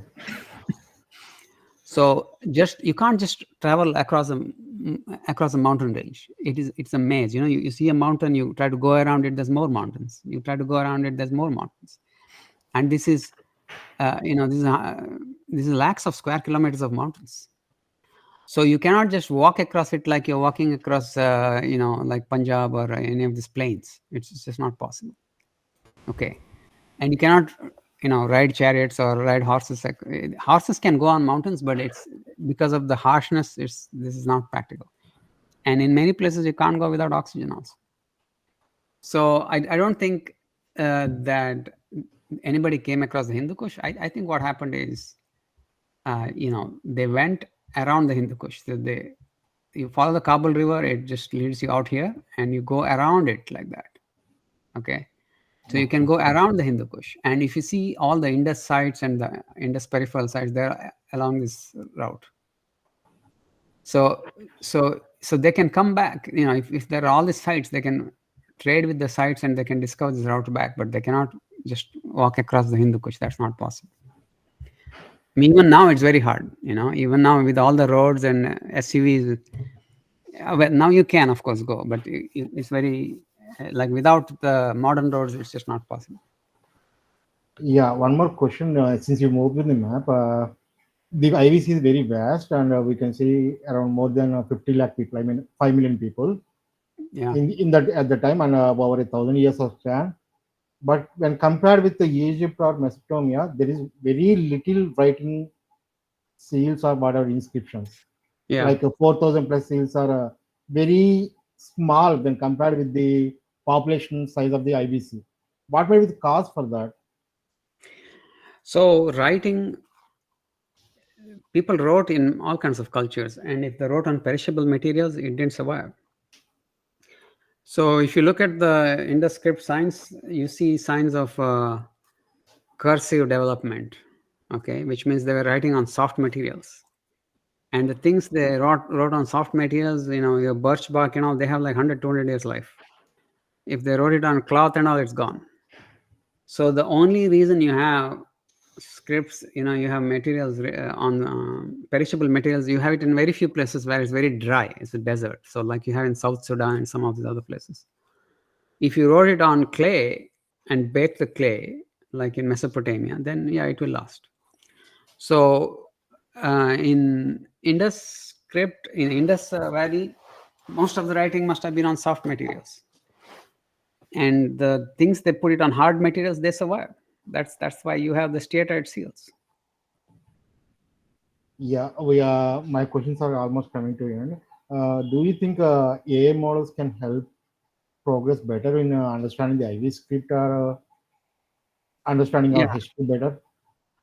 So AI, it depends on what data you train it with, and there is not a lot of AI, not a lot of Indus script data to train it with. So what can you do?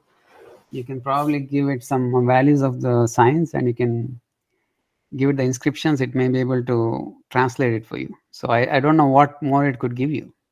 So AI, you have to understand, is just like autocomplete. It tells you what could be an answer, but it is not a magic machine that extracts truth out of the universe. So of course, this is a fast developing area, and in 4 or 5 years, who knows, or even 2 years, who knows? Some it may be able to do magic. So I don't really know. So I have one more question, sir. Two more questions. If any history student, do you recommend any research work for them? I mean, like in related to this IVC script or something like that. Yeah. So history in India starts from Ashoka's time, because that's the earliest writing they had. But I think now with the Indus script, even though the corpus is small, I think a lot of work can be done to extend that to 3000 BC. That's a huge jump of 3000 years. So that field is open. There's nobody working on it. So you could take the Indus inscription, you can match it with like the Puranas, and you can match it with iconography, and you can work on recreating 3000 years of history. It's a great opportunity for people who are in history, archaeology, all of this stuff. And you should grab it before somebody else does. Yeah. One last question, sir. I mean, you did a very groundbreaking discovery. I mean, translating the IVC script is not an easy thing. And so, did you got any sponsorship or government assistance or something like that from Indian government or some private parties? No, nobody's going to give any. Nothing has happened so far. Okay, so It's I've been done two it. and a half years. Yeah, you should be getting some. Yeah. I've done it on my own free time with my own money, and I'm not in need of anybody's money. So I will do my thing. If the government wants to do more than just the decipherment, if they want to generate interest in Indus Valley, their Indian history, Indian civilization, they should they should get some department to do it. I'm happy to help, but I have not received any sponsorship, or I don't need also. Okay. My questions are completed here. So let's see if panel members have any questions. Monkey and Kiran, please go ahead. Yeah, not the question, just a comment. As Mr. Devam has already mentioned, if anybody wants to do the research further on this, there is still further can be explored based on these assumptions, because most of our history was written based on many wrong and false assumptions, right? So if this assumption can be taken as a base, then a lot more can be explored further.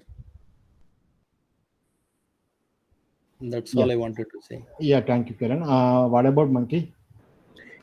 Yeah, sir, I want to take you back to the allographs thing. So Yes. I have this question. So you assumed, I mean, again, the same question. Have you presumed that these are the same symbol with different variations? Is that a presumption, or you have arrived it after some rounds of decipherment? Can you? So I have this Yeah. thing here. Can you tell Yeah, me? for example, so all of them actually are So Yeah. how did you arrive at that? Because that is, I mean, one more path-breaking thing when I compare with other decipherers, because most of them consider every sign as unique. Most of Yeah. them, I mean, as far as Right. so. Okay. So the way I also described it somewhere, but essentially, what you can do with cryptography is you can try to decipher each of those variants separately. And if you see a pattern where even the smallest or even reasonable variations result in the same value, then as a system, you can determine that there is a variance in the appearance of the glyphs. Okay, so in a hand carved system, so you have to understand these are not typewritten; they don't have printing machines. Okay. Yeah. So although you see these variants here, there are really many more variants. They vary slightly. So depending on how sensitive you are.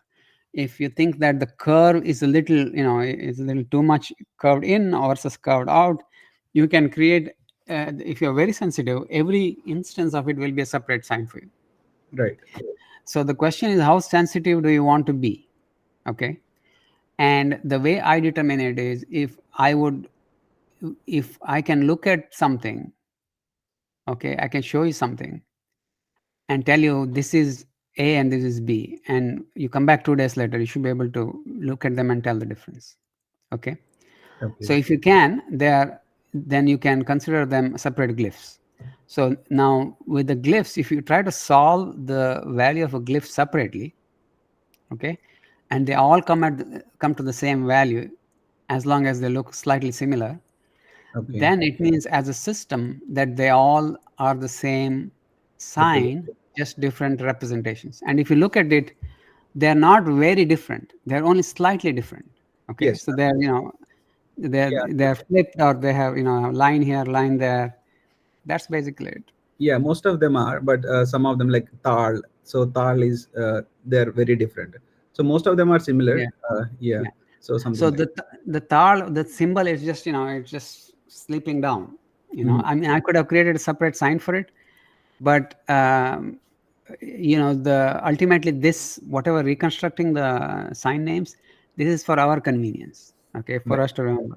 Yes. So I understand that. My next question is, when you put the Indus script and the Brahmi side by side, it is right. I mean, like I was really, astonished at the similarities.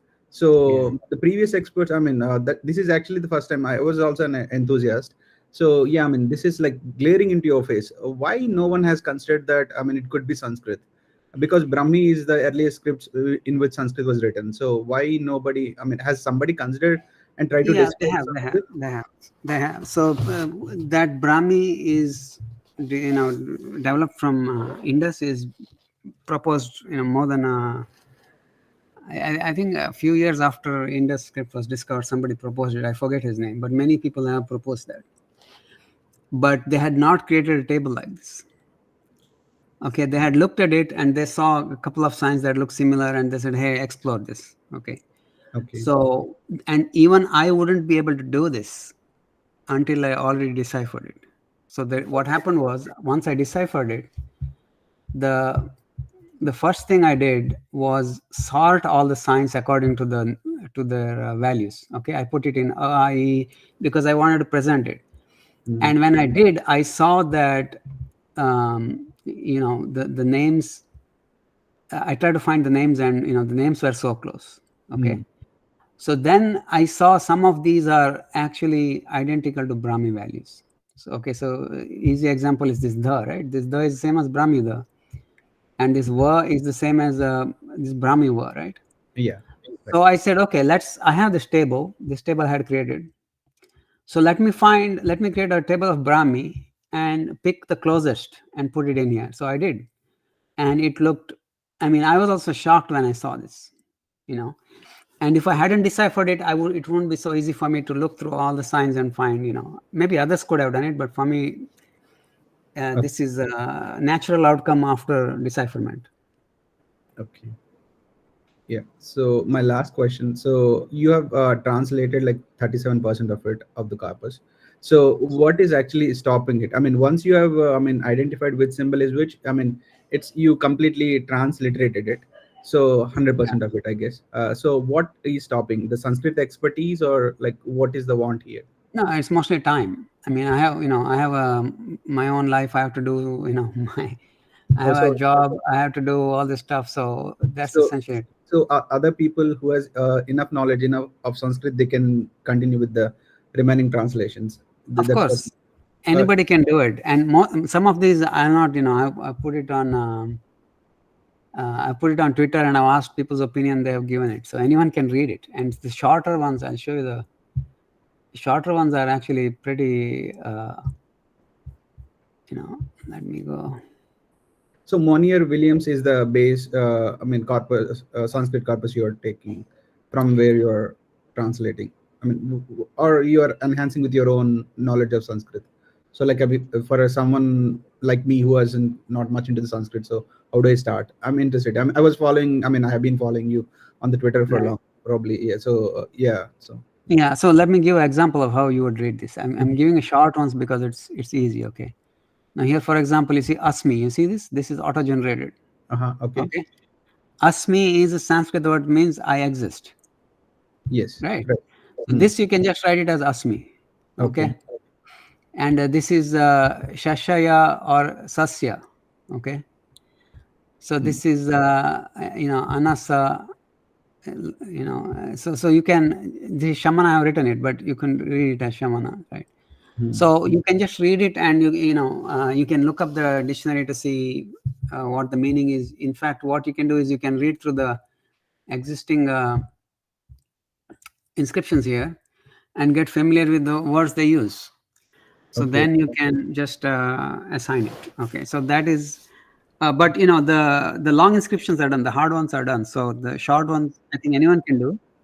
Okay. And when I get time, I will keep working on it. So if nobody else picks it up, it should be still done in a few months, like 3-4 months. It should be done. Okay. Yeah. So is the transliteration completed 100%? Means transliteration. Yeah, transliteration is completed. Yeah, that's machine generated. Because each sign has a value, so I just substitute the value. That's it. So in case in future, if there is any new seal coming up, we can just simply get it done, right? Yeah, any future seal. In fact, a lot of the seals, some of the seals were discovered in Dholavira after my inscription decipherment was complete. Oh, okay. So they fell into your corpus? Of course. Oh, yeah, that's nice. That's promising. Yeah, I said my last question, but like probably the lastest. So what worldview has changed about the IVC after your discovery? Yours is path-breaking. You know it also. So, if it's accepted in the academic circles, like maybe a few years from now, let's hope. So what worldview has changed of IVC people? So for me, before I started this decipherment, I was under the impression that the script would be some kind of, Indo-Iranian or some kind of early Sanskrit, something I didn't actually know. So after I read it, I'm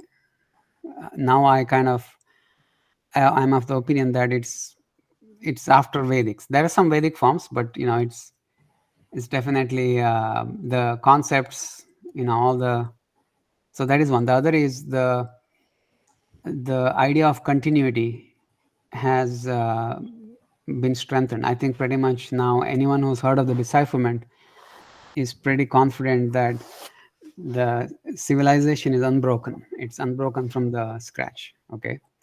So though these I think are the major change in viewpoint of the people.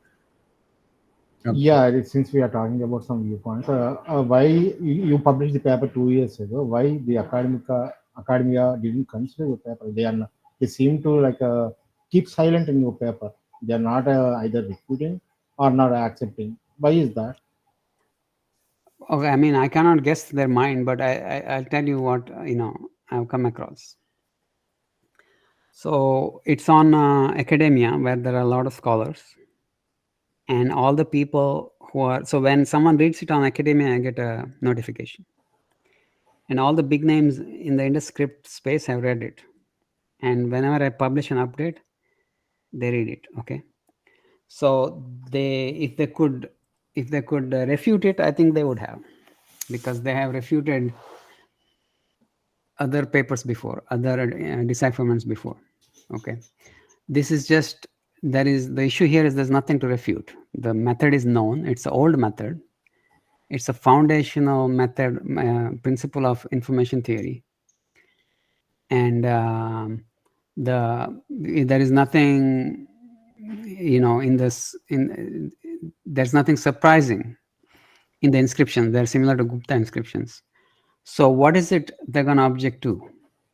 They can say that you did the thing wrong. It's like everything is correct, but your values are wrong because you made these mistakes in step 3 and step 5. Well, then they should be able to find it. So they're silent because they don't want to bring attention to this. If they can endorse it or they can refute it. No one has refuted it. And endorsement is also very difficult, because I'll tell you why. This IndoScript is a kind of there has been so many decipherments that people don't want to endorse, and then someone else falsifies it, and these people feel foolish. Okay, so that is why it's quiet, and it's very normal for decipherments to not get any recognition for many, many years. So Egyptian script was deciphered by Champion, and it was not recognized until after his death. Linear B was deciphered by Michael Ventris. It was not acknowledged till, I think, more than a decade or two after he deciphered it. So scripts are always like that. Same with cuneiform. When they said it was, I forget the name of the decipherer, but he said it's a polyvalent script where the sign has a different value based on what's next to it. People said, no, that's nonsense. But eventually they did accept it. So scripts are always going to get a lot of resistance when someone claims a decipherment. So I'm not expecting everyone tomorrow to say, Yajna Devam is right. My God, this is awesome. But the proof is proof of the pudding is in the eating. So the fact that you can read the whole corpus meaningfully and grammatically is sufficient for most people. It should be sufficient. Everything else, I don't understand the math, I don't understand the information theory, I don't understand this, I don't understand that. All of that is secondary. That is mostly for me to convince myself, and that is to give a formal structure and kind of a proof to insulate against. So see, my task is difficult. In any other script, if I decipher, it's not an issue. But in IndoScript, not only you have to decipher it, you have to prove that you are right, and everybody in the past is wrong, and everybody in the future is wrong. It's a very difficult thing to do. So for that, I had to do that whole mathematics and all this stuff. Otherwise, none of that needs to be in the paper. I just need to say, these are the values. And here is a bunch of, I've read, 500 characters. This is it. That is what all the other papers do, right? None of them have this kind of reader, right? So they'll be quiet for a while, and they'll wait for others to see if anybody refutes. Nobody refutes, then they'll slowly accept. That's how it is. Yeah, I think my questions are completed. Does anyone else in the panel have any questions? Actually, Devam sir gave only 30 minutes for me, but we almost spent more than 1.5 hours. Thank you very much for giving this opportunity, sir, to host you in my panel. Anyone else has any questions, or shall we conclude the session? Okay, I take it as so. Sir, your work is really groundbreaking, and I hope Academy will later or sooner they will accept your work. Yes, thank you. It's an amazing, marvelous job, sir. Really marvelous job. Really marvelous job. I think so far I used to think Corona did a bad thing, but right now I changed my opinion. Did a very good thing by deciphering the IVC script. It's a very good thing. I never thought that someone could able to come up with a solution which cannot be refuted by anyone else because of the methods. So this is really amazing work. Thank you very much, sir. Shall we close the live? Yes, I think so. Thank you. Yeah, thank you for. We can. Bye. Thanks, Yajna Devam garu. Yeah. Kiran గారు మన channels live close చేసేద్దాం ఇంకా, లేదా నన్ను audience తీసుకుంటాను. నేను యజ్ఞదేవ్ గారి channel అయితే ఎండ్ చేస్తాను లైవ్ని. ఆయన దాంట్లో ఎండ్ చేశారు కదా. సో మనం తెలుగులో మాట్లాడచ్చు. ఇప్పుడు ఏమన్నా మీరు ప్రిసైజ్గా షార్ట్ ఫామ్లో ఆయన చెప్పిన దాన్ని కొంచెం ఒక 10 minutes పాటు ఎక్స్ప్లెయిన్ చేస్తే జనాలకి మనం ఇప్పటివరకు ఏం మాట్లాడుకున్నామో అర్థమవుతుంది. మీరు అప్పుడు Q&A సెషన్ జనాలకి ఇవ్వచ్చు. మేబీ ఓపెన్ లింక్ ఇచ్చేస్తే బెటర్. నాకు తెలిసి తెలుగు వాళ్ళు ఎవరు చూడరు, ఇంగ్లీష్ చూసే వాళ్ళకి మనం వెళ్ళి ఎక్స్ప్లెయిన్ చేయాలంటారా? అవసరం లేదు, నేను చెప్పేది మన వాళ్ళకి. నా ముందు వెళ్తే ఫస్ట్ లక్ష్మి గారికి, అలాగే రమా గారికి, అలాగే ఇంకొక పర్సన్ ఉన్నారు, ఒక నిమిషం చూసి చెప్తాను. శశి కళాగారికి, ముగ్గురికి చాలా థ్యాంక్స్ అండి సూపర్ చాట్ చేసినందుకు. చాలా చాలా థ్యాంక్స్, హైలీ అప్రిషియేటెడ్. సో మీరు ఓపెన్ లింక్ ఇద్దామంటే ఇద్దాం, లేదంటే సెషన్ ఎండ్ చేద్దాం. Maybe we can continue in some other session because it is already 2 hours.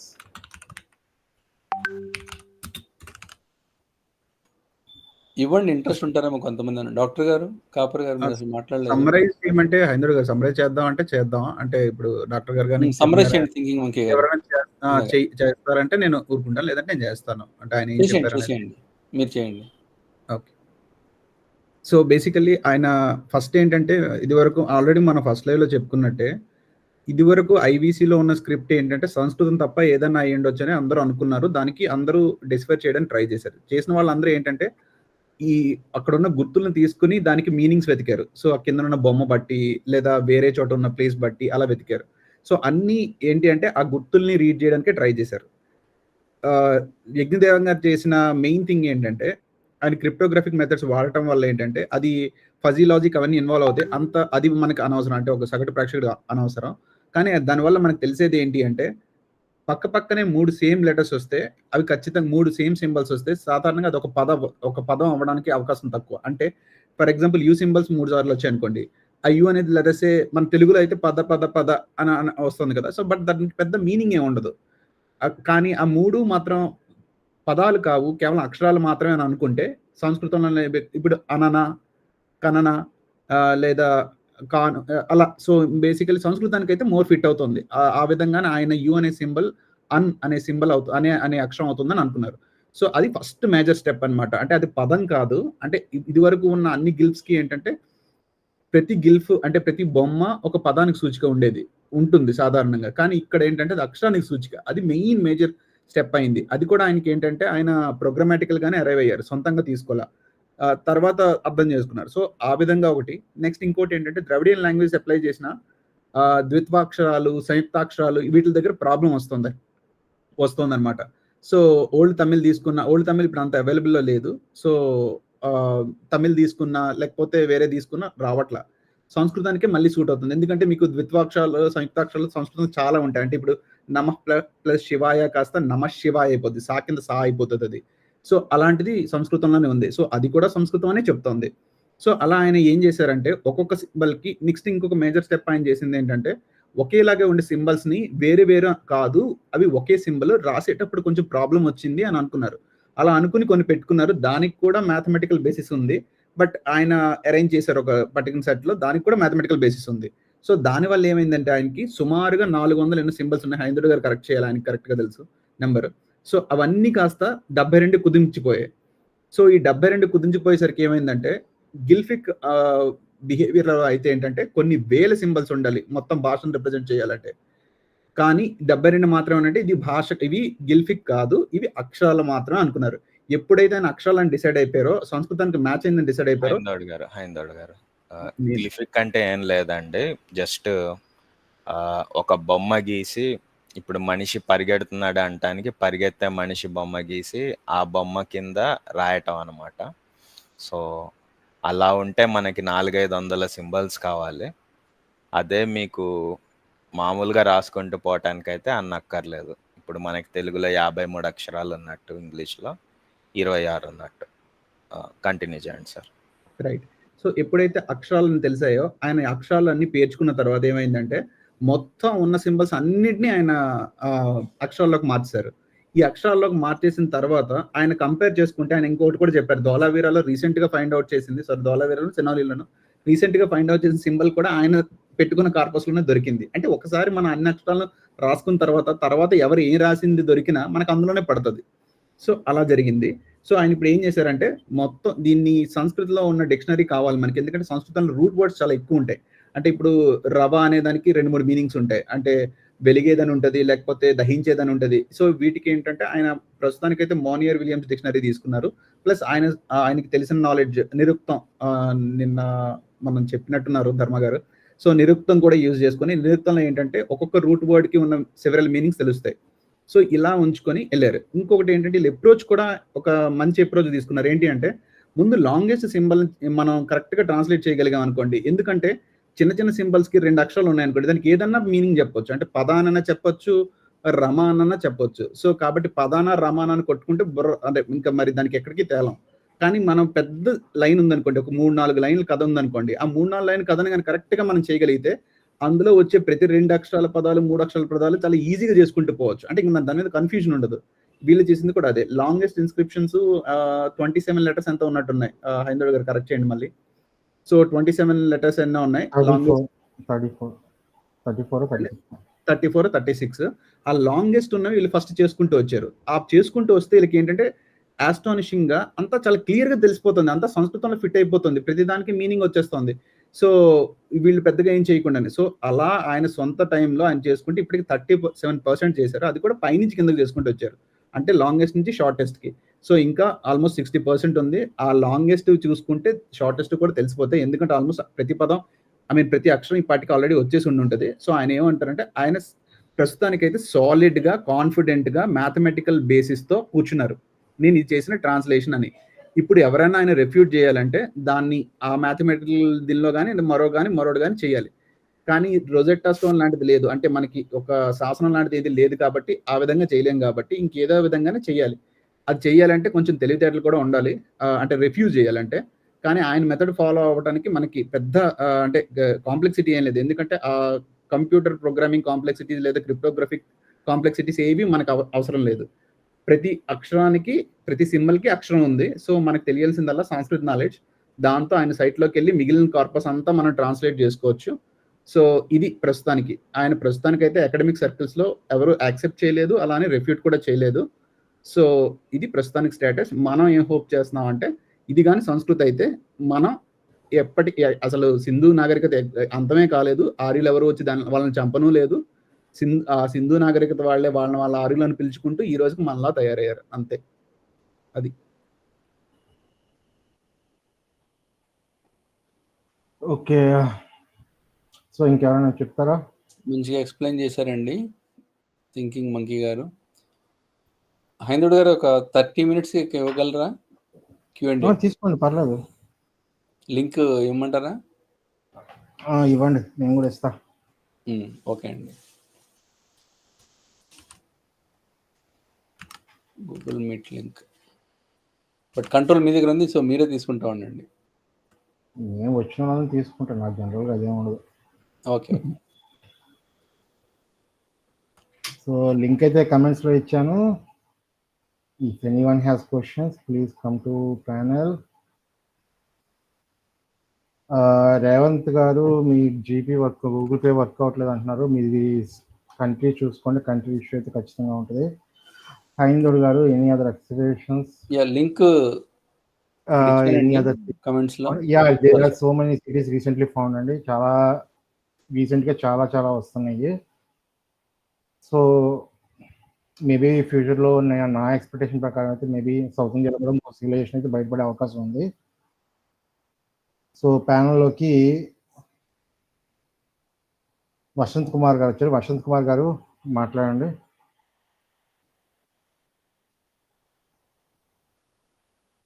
మ్యూట్లో ఉన్నారు వసంత్ కుమార్ గారు.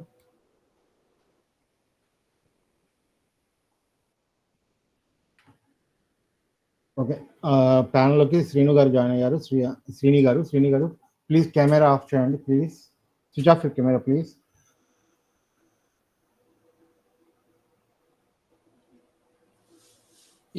మ్యూట్ తీసి మాట్లాడండి. శ్రీని గారు మ్యూట్లో ఉన్నారు.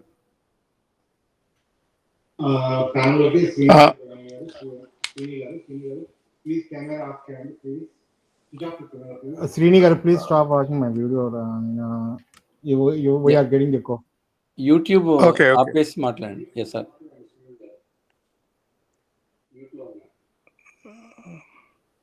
మాట్లాడండి, వినిపిస్తుంది. మీరు యూట్యూబ్ ఆఫ్ చేయాలండి. యూట్యూబ్ మాకే వినిపిస్తుంది మేము మాట్లాడింది. రిపీట్ అవుతుంది అక్కడ. ఓకే కిరణ్ గారు నేను మాట్లాడచ్చా? మాట్లాడండి. So first of all thanks అండి అందరికి నాకు అలో చేసినందుకు. నేను ఒక ఏఐ డెవలపర్ని. మీకు ఎటువంటి ఐ మీన్ నేను నాకు కంప్యూటర్ విజన్, ఎన్ఎల్పి, ఈ చాట్ బాట్స్ రిలేటెడ్ థింగ్స్ తెలుసా అండి. సో మీకు ఏమన్నా హెల్ప్ కావాలంటే I mean any other way నేను హెల్ప్ చేస్తాను. దీంట్లో ఏమన్నా మనకి స్క్రిప్ట్ డికోడ్ చేయడంలో కానీ ఐ మీన్ ఏదైనా టెక్నాలజీ యూజ్ చేద్దాం అనుకుంటే ఇందులో. గారి టెలిగ్రామ్ ఇది తెలుసా అండి మీకు? మీరేనా ఇక్కడ మెసేజ్ పెట్టి మీకు ఇప్పుడే రిప్లై ఇవ్వబోతున్నాను. ఫేమస్ అని పెట్టారు, అది మీరేనా? ఎస్ నేనే అది. హైందవుడు గారి టెలిగ్రామ్ గ్రూప్ లింక్ ఇస్తాను మీకు, మీరు అందులో కాంటాక్ట్ చేయొచ్చండి. నేను ఆల్రెడీ ఐ మీన్ పృథ్వీ గారు గ్రూప్ లో ఉన్నాను. అయితే ఓకేనండి, జస్ట్ అక్కడ పింక్ చేయండి అయితే మీరు. సరే కిరణ్ గారు. ఓకే సార్, ఓకేనండి, థ్యాంక్ యూ. హైందవుడు అని కూడా ఉంటుంది టెలిగ్రామ్ లో, హైందవుడు అని ఉంటుంది, ఆయన కూడా ఒకసారి మెసేజ్ పెట్టండి. షూర్ అండి. నేను ఇక్కడ లింక్ ఇస్తున్నానండి మీరు ఇచ్చిన మెసేజ్ కి. లేకపోతే ఇక్కడ గోపి గారు మొత్తం కంప్లీట్ గా ఒకసారి తెలుగులో చెప్పమని అడుగుతున్నారండి. Maybe in some other session నేను మొత్తం అంతా కంప్లీట్ గా కుదిరితే బ్రీఫ్ చేస్తానండి. ఇప్పుడైతే ఆల్రెడీ 2 hours అయిపోయింది కదా, ఇప్పుడు మళ్ళీ మొదలెడితే కొంచెం లెంతీ అయిపోతుంది. So please understand, don't mind. ప్యానల్లోకి రామకృష్ణ గారు వచ్చారు, మహర్షి గారు వచ్చారు, కోదండపాణి గారు వచ్చారు. సో ప్లీజ్ మాట్లాడండి. వసంత్ గారు మాట్లాడారు కదా, మాట్లాడితే ప్యానల్ అయిపోండి. మీరు మామూలుగా నాది టెలిగ్రామ్ సేమ్ హ్యాండిల్ అండి, మీరు అక్కడ నా మెసేజ్ చేయండి, మనం మాట్లాడదాం విషయం గురించి. ఓకే షూర్ అండి, థ్యాంక్స్. అక్కడ చాట్ లో ఇచ్చానండి వసంత్ గారు. ఓకే కిరణ్ గారు, అది యాక్చువల్ గా ఓకే, అది సరిపోతుంది.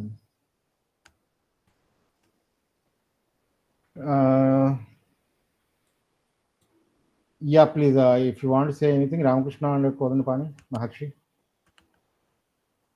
గారు ఏమైనా చెప్తారా? ఏం లేదు, ఎలా అయింది జరగడం మాత్రం స్మూత్ గా అయిందండి. సో అన్నెసెసరీ డిస్కషన్స్ ఏం రాలేదు. So which I like it very much. ఎంతసేపు ఫోకస్డ్ ఆన్ సబ్జెక్ట్ అనే ఉంది. మీరు ఆఫ్ ద టాపిక్ అని లాస్ట్ అన్నా కూడా మళ్ళీ అవన్నీ దీంట్లోకే ఉన్నాయి. It's not real of the paper సంబంధం లేదు కదా, యాక్చువల్ గా స్క్రిప్ట్ గురించి కాకుండా మనం but it is related to it only. నాకు అక్కడ ఏం పెద్ద అంత ఆఫ్ ది టాపిక్ ఏం పోయిందబ్బా, అంత రిలేటెడే కదా, కరెక్టే అన్నారు కదా అని అనుకున్నా. ఓకే, బట్ చాలా బాగుంది. ఆయన యాక్చువల్ గా అంటే హిస్టోరియన్ కాదు కదా, ఆయన క్రిప్టోగ్రాఫర్, ఆయన కాదు ఆఫ్ టాపిక్. సో ఆ ఉద్దేశం మీద నేను అన్నాను. వీరస్ కుమార్ అడుగుతున్నారు, ఎద్దు సీల్ ఎక్కడన్నా దొరికిందా? అవుట్ ఆఫ్ ఇండియాలో దొరికిందండి, మెసోపొటేమియాలో దొరికింది. Doubts about it. So Ramakrishna గారు ఏమైనా చెప్పాలనుకుంటున్నారా? థ్యాంక్ యూ హైందవుడు గారు, మంచి ఇనిషియేటివ్ తీసుకున్నారు. సో అంటే బహుశా నాకున్న ప్రశ్నలు కొన్ని ఉన్నాయి అండ్ మీరు మంచిగా చెప్పారు. ఇప్పుడు ఇంకొక లైవ్ ఫుల్ గా మనం క్వశ్చన్ అండ్ ఆన్సర్స్ కి మీరు చెప్తానన్నారు కాబట్టి బహుశా నేను అప్పుడు ఇంకేమన్నా క్వశ్చన్స్ ఉంటే నేను అప్పుడు అడుగుతాను. Okay, thank you very much అండి. ఒకటి అడగండి సార్, ఏదో ఒకటి. మంచిగా జరిగింది డిస్కషన్, మంచిగానే బ్రీఫ్. ఓకే, మనం కొంచెం చిన్నగా ఉంచుదాం దీన్ని. ప్యానల్లోకి మొత్తం రాంబాణం గారు కూడా వచ్చారు. అమృత్ సిద్ధి గారు ఏమైనా చెప్తారా? ఏదన్నా ఒక పదం. అండి బాగుంది డిస్కషన్ అనేది, చాప్టర్ చూస్తున్నా మధ్యలో అటు ఇటు వెళ్ళినా కూడా ఆర్గనైజ్డ్ అండ్ వెల్ డిస్కషన్. ప్రస్తుతానికి వచ్చిన పనిలో ఉన్న వాళ్ళందరికీ కూడా ధన్యవాదాలు. గ్రేట్. Thank you. రాంబాణం గారు నమస్కారం అండి, చాలా రోజుల తర్వాత. హలో రాంబాణం.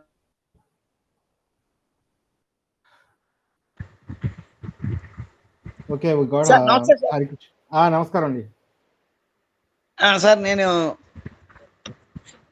యజ్ఞదేవం గారు ఉన్నారు కదా? లేదు, వెళ్ళిపోయారు. ఓకే ఓకే, కానీ బాగుందండి ఇది. నిన్న మొన్న జరిగినవి కూడా చూశాను నేను.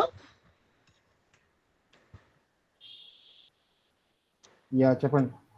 చాలా అద్భుతంగా ఉంది. వాళ్ళు ఏదైనా మాట్లాడితే సంస్కృతం గురించి, దాని లిపు గురించి, సనాతన ధర్మం వయస్సు గురించి వాళ్ళు మాట్లాడుతుంటే రౌండ్ అబౌట్ అక్కడ అది ఉంది, ఇక్కడ ఇది ఉంది అని చెప్పుకునే వాళ్ళం. ఇప్పుడు ఏమీ లేదు, సింపుల్ గా ఐవీసీ మాదే. నేను 30 minutes అడిగాను, ఆయన 30 minutes ఇచ్చారు నాకు. నేను అడిగాను కూడా ఎక్కువ టైం అడగలేదు, 30 minutes. నాకు కొన్ని క్వశ్చన్స్ అన్ని అడుగుతానని చెప్పాను, కానీ ఆయన ఆల్మోస్ట్ మనం అడిగిన ప్రతి క్వశ్చన్ కి ఆన్సర్ చేసి దగ్గర 2 hours పాటు స్పెండ్ చేస్తారు. ఆయన నాకు 30 minutes ఇచ్చినా సరే 2 hours స్పెండ్ చేశారు.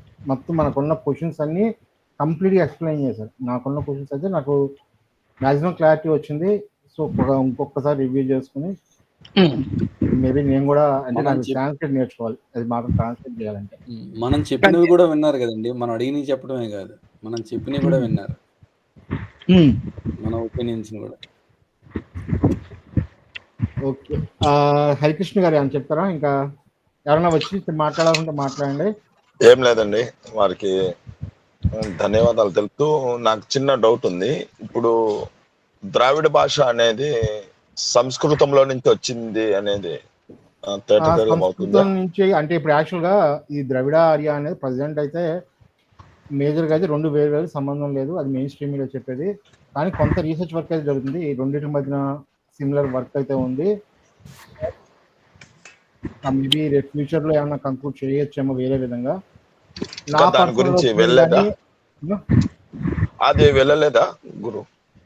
దాని గురించి వెళ్ళలేదంటే అర్థం కాలేదు క్వశ్చన్. అంటే ఇప్పుడు ఆ లిపి ఉంది కదా, ఇప్పుడు భాషలో ద్రావిడ భాషలో రాసిన లిపికి సంస్కృతంలో మాట్లాడే ఏమంటారు భాషకి ఎక్కడ పొంతన ఉందే ఉండదా అనేసి. అది యాక్చువల్గా పనినికి అంటే పీరియడ్ అని చెప్పేసి చెప్పారు కదా. అదే అర్థం కాలేదు అందుకు. ఓకే, అది మనం వేరేగా మనం లైవ్ లో పెట్టినప్పుడు మనం డీటెయిల్ గా ఎక్స్ప్లెయిన్ చేస్తానండి ఆ విషయం గురించి. తప్పకుండా, ధన్యవాదాలు. శ్రీని గారు. రాంబాణ గారు మ్యూట్ చేసుకోండి మీరు కొంచెం. ఒకసారి మాట్లాడడం అయిపోతే ప్యానల్ కొంచెం లీవ్ అవ్వండి. కొంచెం శ్రీని గారు మాట్లాడండి, మ్యూట్ లో ఉన్నారు. ఈ ఐవిసి దాని ఏజ్ ఏమైనా చెప్పారా అండి? ఏజ్ చెప్పడం ఏంటండి, అందరికి ఆల్రెడీ తెలిసిందే కదా. అంటే ఇప్పుడు 3500 BC to 4000 BC ఇట్లా అంటే ఎగ్జాక్ట్ ఏజ్ ఏమైనా డిటర్మైన్ చేశారా సీల్స్ ది ఆల్రెడీ 4000 BC నుంచి 2000 BC మధ్యలో ఉన్నాయండి అవన్నీ. 2000 BC వచ్చేసరికి సీల్స్ మొత్తం మాక్సిమం డిసప్పేర్ అయిపోయినాయి. అంటే వాడుకలో లేవని కాదు, వేరే ఫామ్ లోకి వెళ్ళిపోయినాయి. లైక్ ఇప్పుడు గుప్తాస్ కాయిన్స్ ఉన్నాయి కదా, తర్వాత వాటి అపీరెన్స్ అయితే మారింది, కాపర్ వాడడం వల్ల. నెక్స్ట్ తర్వాత ఏజ్లో ఐరన్ వాడడం వల్ల, వాటి వల్ల. కానీ అలా రాళ్ళ మీద సీల్స్ లాగా తయారు చేయడం అనేది మాత్రం 1900 BC తర్వాత చాలా వరకు తగ్గిందని చెప్పొచ్చు. అంటే ఇప్పుడు ఆ సీల్స్ క్వాలిటీ కూడా చూస్తే మీరు చిన్న చిన్న డీటెయిలింగ్ తోటి చాలా బాగా చేశారు. అంటే అంత టెక్నాలజీ, అంత నాలెడ్జ్ ఉండదంటే చాలా అడ్వాన్స్డ్ సివిలైజేషన్ గానే కనిపిస్తుంది. అది యాక్చువల్గా దాని ప్రాసెస్ కూడా చాలా డిఫరెంట్ అండి. చిన్న స్టీరియోటైట్ స్టోన్ అని ఉంటుంది, మెత్తని రాయి. దాన్ని జాగ్రత్తగా హ్యాండ్ కార్వింగ్ చేసి దాన్ని మళ్ళీ 2 days పాటు హై హీట్ లో ప్రాసెస్ చేయాలి. పెయింట్స్ అవి వేస్తారు వాళ్ళు కూడా. సో అదొక పెద్ద ప్రాసెస్. ఆ ప్రాసెస్ ప్రకారం వాళ్ళు సాల్వ్ చేసేది, చేసేవాళ్ళు, తయారు చేసేవాళ్ళు. సో ఎంత స్పెసిఫిక్ కేర్ తీసుకున్నారు కాబట్టి అవేవో జస్ట్ చాలా సింపుల్ థింగ్స్ అని చెప్పి కుట్టడానికి లేదు. అందులో ఇంకోటి ఏంటంటే 2015 ఆల్మోస్ట్ 1500 years పాటు 50 lakh పీపుల్, వాళ్ళు 50 లక్షల మంది మన ఆల్మోస్ట్ నార్త్ ఇండియా, అది తెలుసు కదా ఐవీసీ ఏరియా అంత ఏరియాలో దొరికిన సీస్ ఇప్పుడు దాకా అయితే అప్రాక్సిమేట్లీ 4000 to 5000 మధ్యలో ఉన్నాయి అంతే. సో అంత ఏజ్ గ్యాప్, అంత టైం లైను, అంత వైడ్ ఏరియా, అది అంతా కన్సిడర్ చేస్తే కనుక దొరికిన సీల్స్ చాలా తక్కువ, చాలా తక్కువ. అది వాళ్ళ ఇప్పుడు మామూలుగా ఈజిప్షియన్స్ కానీ సుమీరియన్స్ కానీ తీసుకుంటే చాలా ఎక్కువగా దొరుకుతాయి అలా. కానీ వాళ్ళకన్నా ఓల్డెస్ట్ సివిలైజేషన్ మంది, అందులోనూ ఇప్పుడు మనం చూసాం కదా, ఇప్పుడు కొన్ని కర్సివ్ ఫామ్ లో ట్రాన్స్ఫార్మ్ అయింది అని చెప్పి. సో ఆ కర్సివ్ ఫామ్ లో ట్రాన్స్ఫార్మ్ అవడానికి కారణం ఏంటి అంటే వాళ్ళకంటే మనం ముందే లిప్ అయితే మన దగ్గర ఖచ్చితంగా ఉంది. అది నెక్స్ట్ ఏంటంటే మనం కర్సివ్ ఫామ్ లోకి మార్చడానికి కారణం సాఫ్ట్ మెటీరియల్స్ మీద మనం రాయడం నేర్చుకున్నాం. లైక్ ఆ స్టోన్స్ మీద కాకుండా సాఫ్ట్ మెటీరియల్ మీద. సో సాఫ్ట్ మెటీరియల్ మీద రాసాం కాబట్టి అవి ఇప్పుడు దాకా సర్వైవ్ అవ్వలేదు. ఒకవేళ సాఫ్ట్ మెటీరియల్స్ కాకపోతే కనుక సర్వైవ్ అయి ఉండేవి. అది నేను యజ్ఞదేవ గారిని అడిగిన క్వశ్చన్కి ఆన్సర్ ఆయనే చెప్పారు అది. సో ఆ క్వశ్చన్ నేను చెప్తున్నాను. దాని ఇంకా నేను మ్యాక్సిమం అయితే నేను నా ఒపీనియన్ కూడా అది. అండ్ హైదరాబాద్ గారు ఇది ఒక చెప్పేసి నేను వెళ్ళిపోతానండి. బహుశా చాలా మంది వస్తున్నారు. ఎందుకంటే మిమ్మల్ని పర్టికులర్ గా నేను ఇంకొక లైవ్ కంపల్సరీగా పెట్టమని ఎందుకు అడుగున్నానంటే, మీరు ఒక డౌట్ అడిగారు, చాలా మంచి డౌట్ అనిపించింది. ఈ సిండస్ వ్యాలీ సివిలైజేషన్ చాలా చోట్ల ఉంది. యాక్చువల్ గా దాని తవ్వకాలే ఒక 100 పైగా మేజర్ గా ఉన్నాయి. మీరు క్వశ్చన్ అడిగారు ఏంటంటే, ఇది మొత్తం సాంస్క్రిట్ ఏనా, లేకపోతే వేరే డైలెక్ట్స్ ఉన్నాయా, వేరే లాంగ్వేజ్ ఉందా అని ఒక ప్రశ్న వేశారు. ఇంకా నాకు డౌట్స్ ఉన్నాయి. ఏంటంటే ఆయన అవుట్ రైట్ గా ద్రవిడియన్ కి ఇది సూట్ అవ్వదు, సాంస్క్రిట్ కి అయితే సూట్ అవుతుందని ఇలా చాలా ప్రశ్నలు ఉన్నాయి ఇంకా వేగ్ గానే. సో బహుశా మీరు ఒక డెడికేట్ లైవ్ పెడితే ఖచ్చితంగా నేను ప్లాన్ చేస్తాను. వేరే ఏదో ఛానల్లో కానీ లేకపోతే నా ఛానల్లో కానీ ఏదైనా ప్లాన్ చేస్తాను. ఒకవేళ ఎవరైనా వేరే ఛానల్లో చేద్దామని చేస్తాను, లేదా నా ఛానల్లో చేస్తాను. కొంచెం ఫాలో అవుతూ ఉండండి, మీకు నోటిఫికేషన్ వస్తుంది. Sure sir. Thank you sir. Thank you. Okay, thank you very much Ramakrishna గారు. ఇంకా బార్బరిక్ గారు. గుడ్ ఈవినింగ్ అండి. అక్కడ ప్యానల్ ఉన్న వాళ్ళందరికీ జై శ్రీరామ్. జై శ్రీరామ్ అండి. ఇందోడు గారు అండ్ వెరీ ఇన్ఫర్మేటివ్ అండి. నేను ఇది ఆల్రెడీ ఈయన live session it's in CNN 18 news ఛానల్లోను అండ్ ఇంటర్నేషనల్ బ్రాడ్కాస్టింగ్ లో కూడా చూశాను. బట్ అది తెలుగులో తీసుకురావడం లిటరల్లీ చిన్న ఇన్ఫర్మేటివ్ స్ప్రెడ్ చేస్తున్నందుకు థ్యాంక్ యూ సో మచ్. కాకపోతే ఏంటంటే నాకు చిన్న ప్రశ్న అండి అందరికి, మన ప్యానల్ సభ్యులందరికీ చిన్నగా ఎక్స్ప్లెయిన్ చేస్తాను విత్ ఇన్ 30 seconds. ఇప్పుడు మనకు సమాజంలో డిఫరెంట్ కేటగిరీస్ ఉంటారు. For example farmers, ayurvedic doctors, కుమ్మరి వాళ్ళు, కార్పెంటర్స్, బార్బర్స్, వీళ్ళందరికీ ఆ కల్చర్ని క్యారీ ఫార్వర్డ్ చేయడానికి నెక్స్ట్ జనరేషన్ వాళ్ళు బతుకుతున్న విధానం కాబట్టి, వాళ్ళు చేస్తున్న జాబ్ కావచ్చు, does really need a language. అంటే ఒక స్క్రిప్ట్ లాంగ్వేజ్ అంటే నా ఉద్దేశం ఇక్కడ ఒక పేపర్ మీదనో, ఒక బుక్ మీదనో, ఒక రాళ్ళ మీదనో రాసేది రిక్వైర్మెంట్, లిటరల్ గా రిక్వైర్. అది లేకుండా బతకలేమా, లేకపోతే అది ఉంటేనే మనది కల్చర్ని క్యారీ ఫార్వర్డ్ చేస్తామా అనేది నాకు క్వశ్చన్ ఉంది. క్వశ్చన్ చాలా సింపుల్ గా అని చెప్పి చాలా లెంతీగా అడిగారు. నాకు మళ్ళీ కొంచెం సింపుల్ గా చెప్పండి. రాసుకుంటే సారీ ఇంటరప్ట్ చేస్తున్నాను, ఏమనుకోకండి. నాకు అర్థం కాలేదు. ప్రతిసారి వీళ్ళందరూ వచ్చి మీ సాంస్క్రిట్ కి లిపి లేదు అక్కడే అయిపోయిందంటే నా క్వశ్చన్. డస్ హ్యూమన్స్ నీడ్ లిపి? అక్కడే నా క్వశ్చన్. అక్కర్లేదు కదా అని నా point. But please explain that. Barbaric గారా అండి? చెప్పండి సిద్ధి గారు చెప్పండి మీరు ముందు. భలేవారండి. పుష్పక విమానం అని చెప్పి కమలాసన్ గారిది పుష్పక విమానం అని చెప్పి సినిమా ఉంది. ఆ సినిమాలో ఎందుకు ఒక మాట ఉండదు, ఒక డైలాగ్ ఉండదు, ఏమీ ఉండదు, కానీ సినిమా నడిచిపోతూ ఉంటుంది. నాకు అర్థమైపోతూ ఉంటుంది, ఎందుకు అర్థం కాదు నాకు. ఓకే, మంచిగా చెప్పారు బార్బరిక్ గారు. ఇప్పుడు అంటే వాళ్ళకి ఏడుపు ఏంటంటే మనం ఇంత వాంగ్మయం ఉంది మనకని చెప్తున్నాం కదా.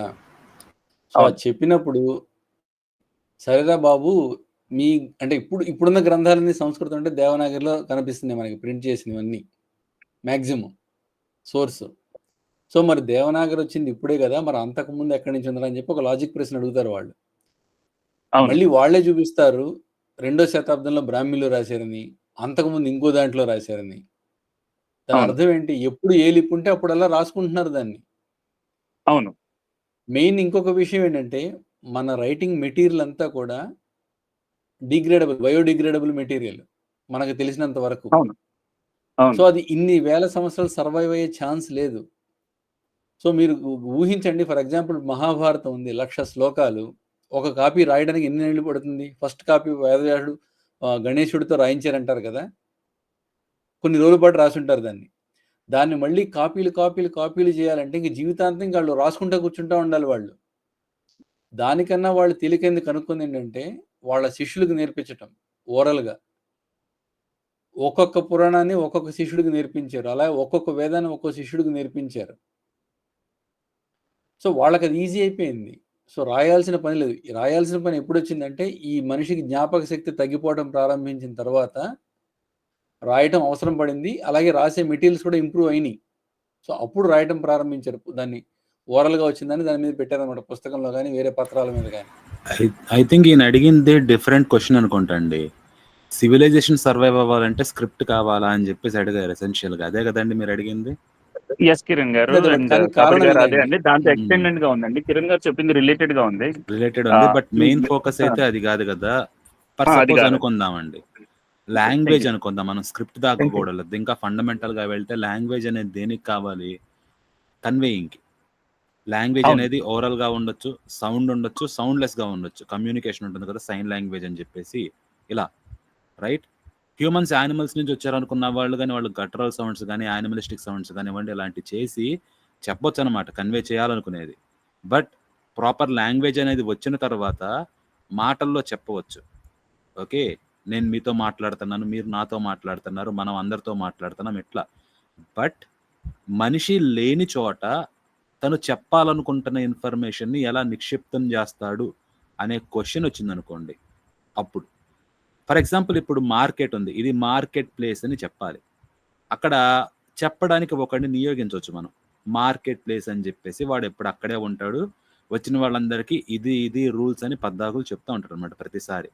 ఓకే, అనౌన్సర్స్ కానీ ఇట్లా ఉంటారు కదా, మనకి ఊళ్ళో దండోరా వేస్తారు కదా అలా.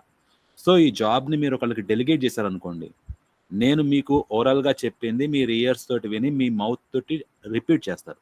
కన్వేయింగ్ అవుతుంది, కమ్యూనికేషన్ అవుతుంది, ట్రాన్స్ఫర్ ఆఫ్ ఇన్ఫర్మేషన్ జరుగుతుంది.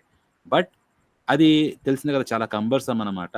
దాన్ని అధిగమించాలంటే మనిషి ప్రమేయం లేకుండా మీ ఇన్ఫర్మేషన్ అనేది మనిషి ప్రమేయం లేకుండా ఇంకో మనిషికి అర్థం అవ్వాలన్నమాట. సో మీరు ఒకటి డ్రాప్ చేసి వెళ్తారు, దాన్ని ఇంకొకటి పికప్ చేస్తాడు.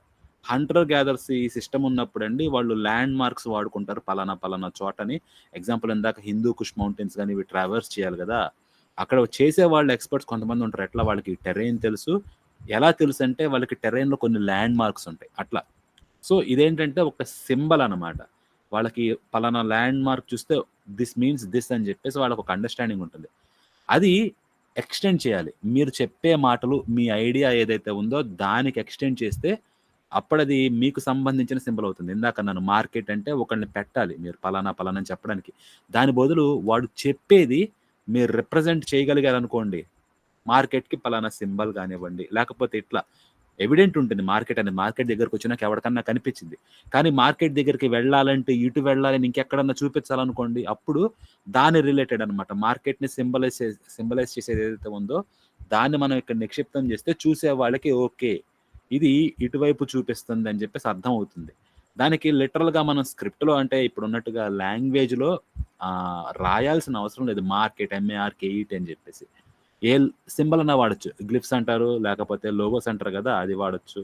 సో ఇట్లా రకరకాలుగా స్క్రిప్ట్ కావాలంటే మీకు సివిలైజేషన్ ఎంతవరకు డెవలప్ అయింది అనే దాన్ని బట్టి. ఇంకా ఆ తర్వాత మనకి ఇంకా క్యాలిక్యులేషన్స్ కానివ్వండి, లేకపోతే డాక్యుమెంట్ దగ్గరికి వెళ్ళినా కానీ రిటర్న్ ప్రూఫ్ అడిగారు అనుకోండి, ఇలాంటిది వీటన్నిటికీ స్క్రిప్ట్ కావాల్సి ఉంటుంది. సివిలైజేషన్ ఎక్కడి వరకు ఉండేది అని చెప్పేసి మనకి మహాభారతంలో ఐ థింక్ ఎక్కడా కూడా రాజులు శాసనాలు వేయించినట్లుగా లేదండి నేను చూసినంత వరకు. యుధిష్ఠిరుడు కానీ లేకపోతే ఎవరన్నా కూడా స్వయంవరాలు జరిగినవి, రాజులందరూ వచ్చారు, వాళ్ళకి సందేశాలను పంపించారు, రాయబారులను పంపించారు, ఇవన్నీ జరిగింది. కానీ ఏ రాజు కూడా పలానా విషయం ఇంక్లూడింగ్ యుధిష్ఠిరుడు కూడా రేపు అంటే యుద్ధం అయిపోయిన తర్వాత ఆయన రాజు అయింది పాలించే కాలంలో కూడా పలానా రాజసూయ యాగం చేశారు, ఇలాంటివన్నీ ఉన్నాయి. కానీ శాసనాలు వేయించినట్లుగా భారతంలో ఎక్కడ మెన్షన్ చేయాలి. ఒకవేళ నేను ఇది కన్సిడర్ చేశాను, తర్వాత రాసి ఉంటే కనుక ఒకవేళ భారతం వీళ్ళు అనేటట్లుగా ఏది మనోడు అనేటట్టు సిఎస్లో రాసినా కానీ లేకపోతే ముందు 1500 ఆ టైంలో రాసినా కానీ BC ఈ టైంలో ఎలా తీసుకున్నా కానీ అప్పటికి శాసనాలు అనేవి మనకి మెసోపోటేమియా ఈ ప్రాంతాల్లో దొరుకుతున్నాయి, మన ప్రాంతాల్లో కూడా మొదలు పెడతా ఉండుంటారు. ఓకే, అశోక దగ్గర నుంచి మొదలు పెట్టినా కానీ. సో ఆ తర్వాత రాసి ఉంటే వీళ్ళు ఆ కార్పస్లో ఏదైతే ఉందో ఆ లిటరేచర్ దాంట్లో శాసనం అనేది ఒక పాయింట్ అయి ఉంటుంది. ఎందుకంటే అప్పుడు సొసైటీలో ఉంది కాబట్టి రాసే వాళ్ళ మెథడుల్లో కూడా శాసనాలు అనేది ఉంటుంది. బట్ నాకు ఇది మహాభారతంలో కంప్లీట్లీ ఆబ్సెంట్ అనిపించింది నేను చదివినంత వరకు. సో ఇది కూడా మనం కన్సిడర్ చేయాలి. అప్పట్లో బహుశా శాసనాలు ఇవనేవి అంత ఇంపార్టెన్స్ లేదేమో అనిపిస్తుంది. మీరు చదివారు కదా భారతం అంతా, శాసనం యొక్క అవసరము ఎక్కడన్నా అనిపించిందా? నాకైతే అనిపించలేదు.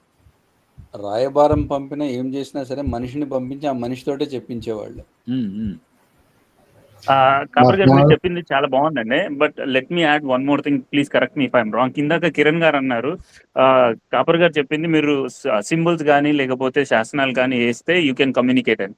నా పాయింట్ అంటే కిరణ్ గారు చెప్పినట్టుగానే ఇప్పుడు సమాజంలో ఒక సొసైటీ డెవలప్ అవ్వాలన్నా, కల్చర్ రిచ్ గా అవ్వాలన్నా, వీ డోంట్ నీడ్ ఒక స్క్రిప్ట్ ఉండాలి. అంటే ఇప్పుడు సపోజ్ ఫర్ ఎగ్జాంపుల్ సాంస్క్రిట్ లాగే మాట్లాడుతున్నాను, ఎందుకంటే I don't want take other example.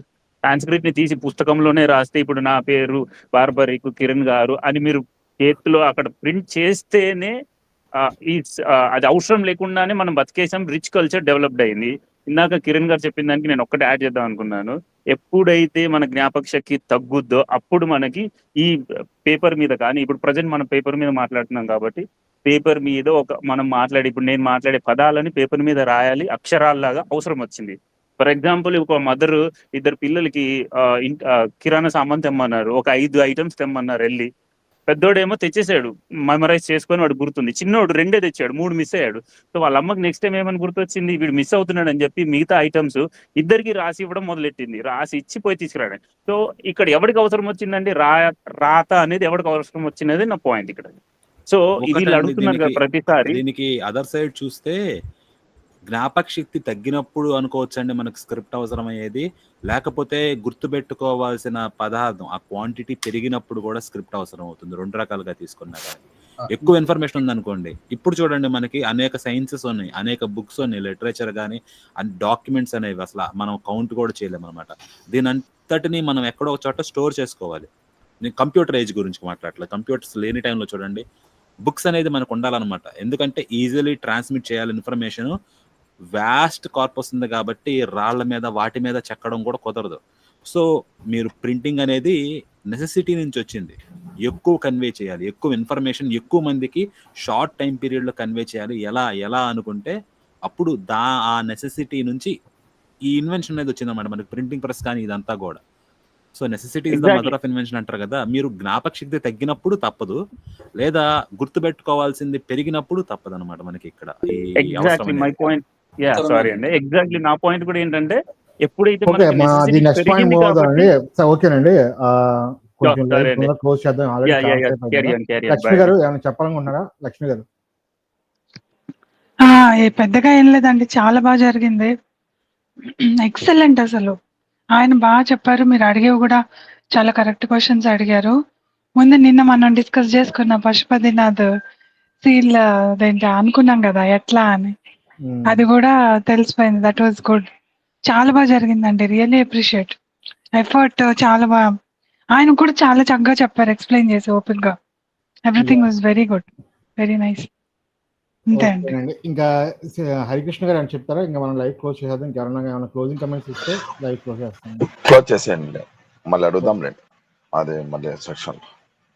ఇంకెవరైనా చెప్తారా? ఇంకేం లేక క్లోజ్ చేసారా? సో చూస్తున్న ప్రేక్షకులు దయచేసి ఛానల్ సబ్స్క్రైబ్ చేసుకోండి, అలాగే కొంచెం లైక్ చేయండి, ప్లీజ్ లైక్ చేయండి. అది మాత్రం కొంచెం హెవీగానే అడుగుతున్నాను. ఛానల్ కూడా సబ్స్క్రైబ్ చేసుకోండి. ఈ లైవ్ ఎక్కడితో ముగిస్తున్నాను, తర్వాత లైవ్లో మళ్ళీ కలుద్దాం. అప్పుడు దాకా జై శ్రీరామ. ఒక నిమిషం. ఏం లేదు, మీ ఛానల్ లింక్ ఇక్కడ నేను నా చాట్లో మళ్ళీ ఇస్తున్నా జనాలకి. సో ఇదండి హైందవుడు గారి ఛానల్ లింక్. సో ఇమీడియట్గా సబ్స్క్రైబ్ చేసేయండి.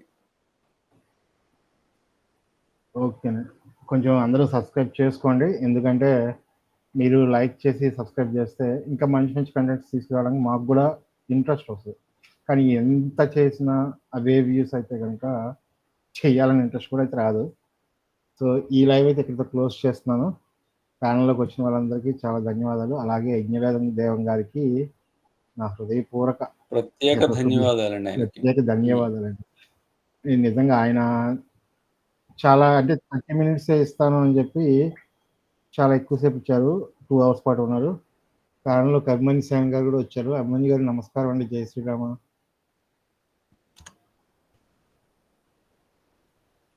అభిమన్యు గారు అన్మ్యూట్ చేసుకోండి.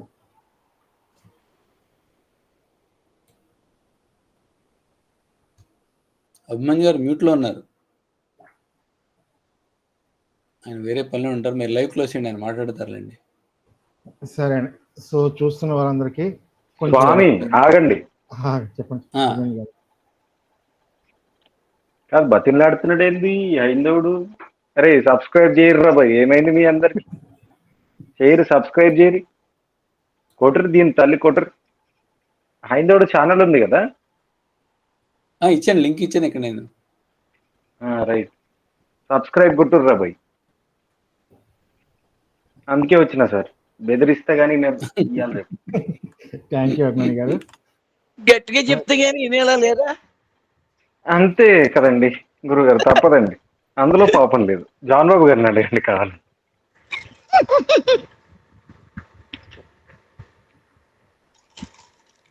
Okay, thank you very much అండి. ఇక నేను లైవ్ క్లోజ్ చేస్తాను. ఈ లైవ్ ఎక్కడ సెలవు, మళ్ళీ తర్వాత ఇంకొక లైవ్లో కలుద్దాం. జై శ్రీ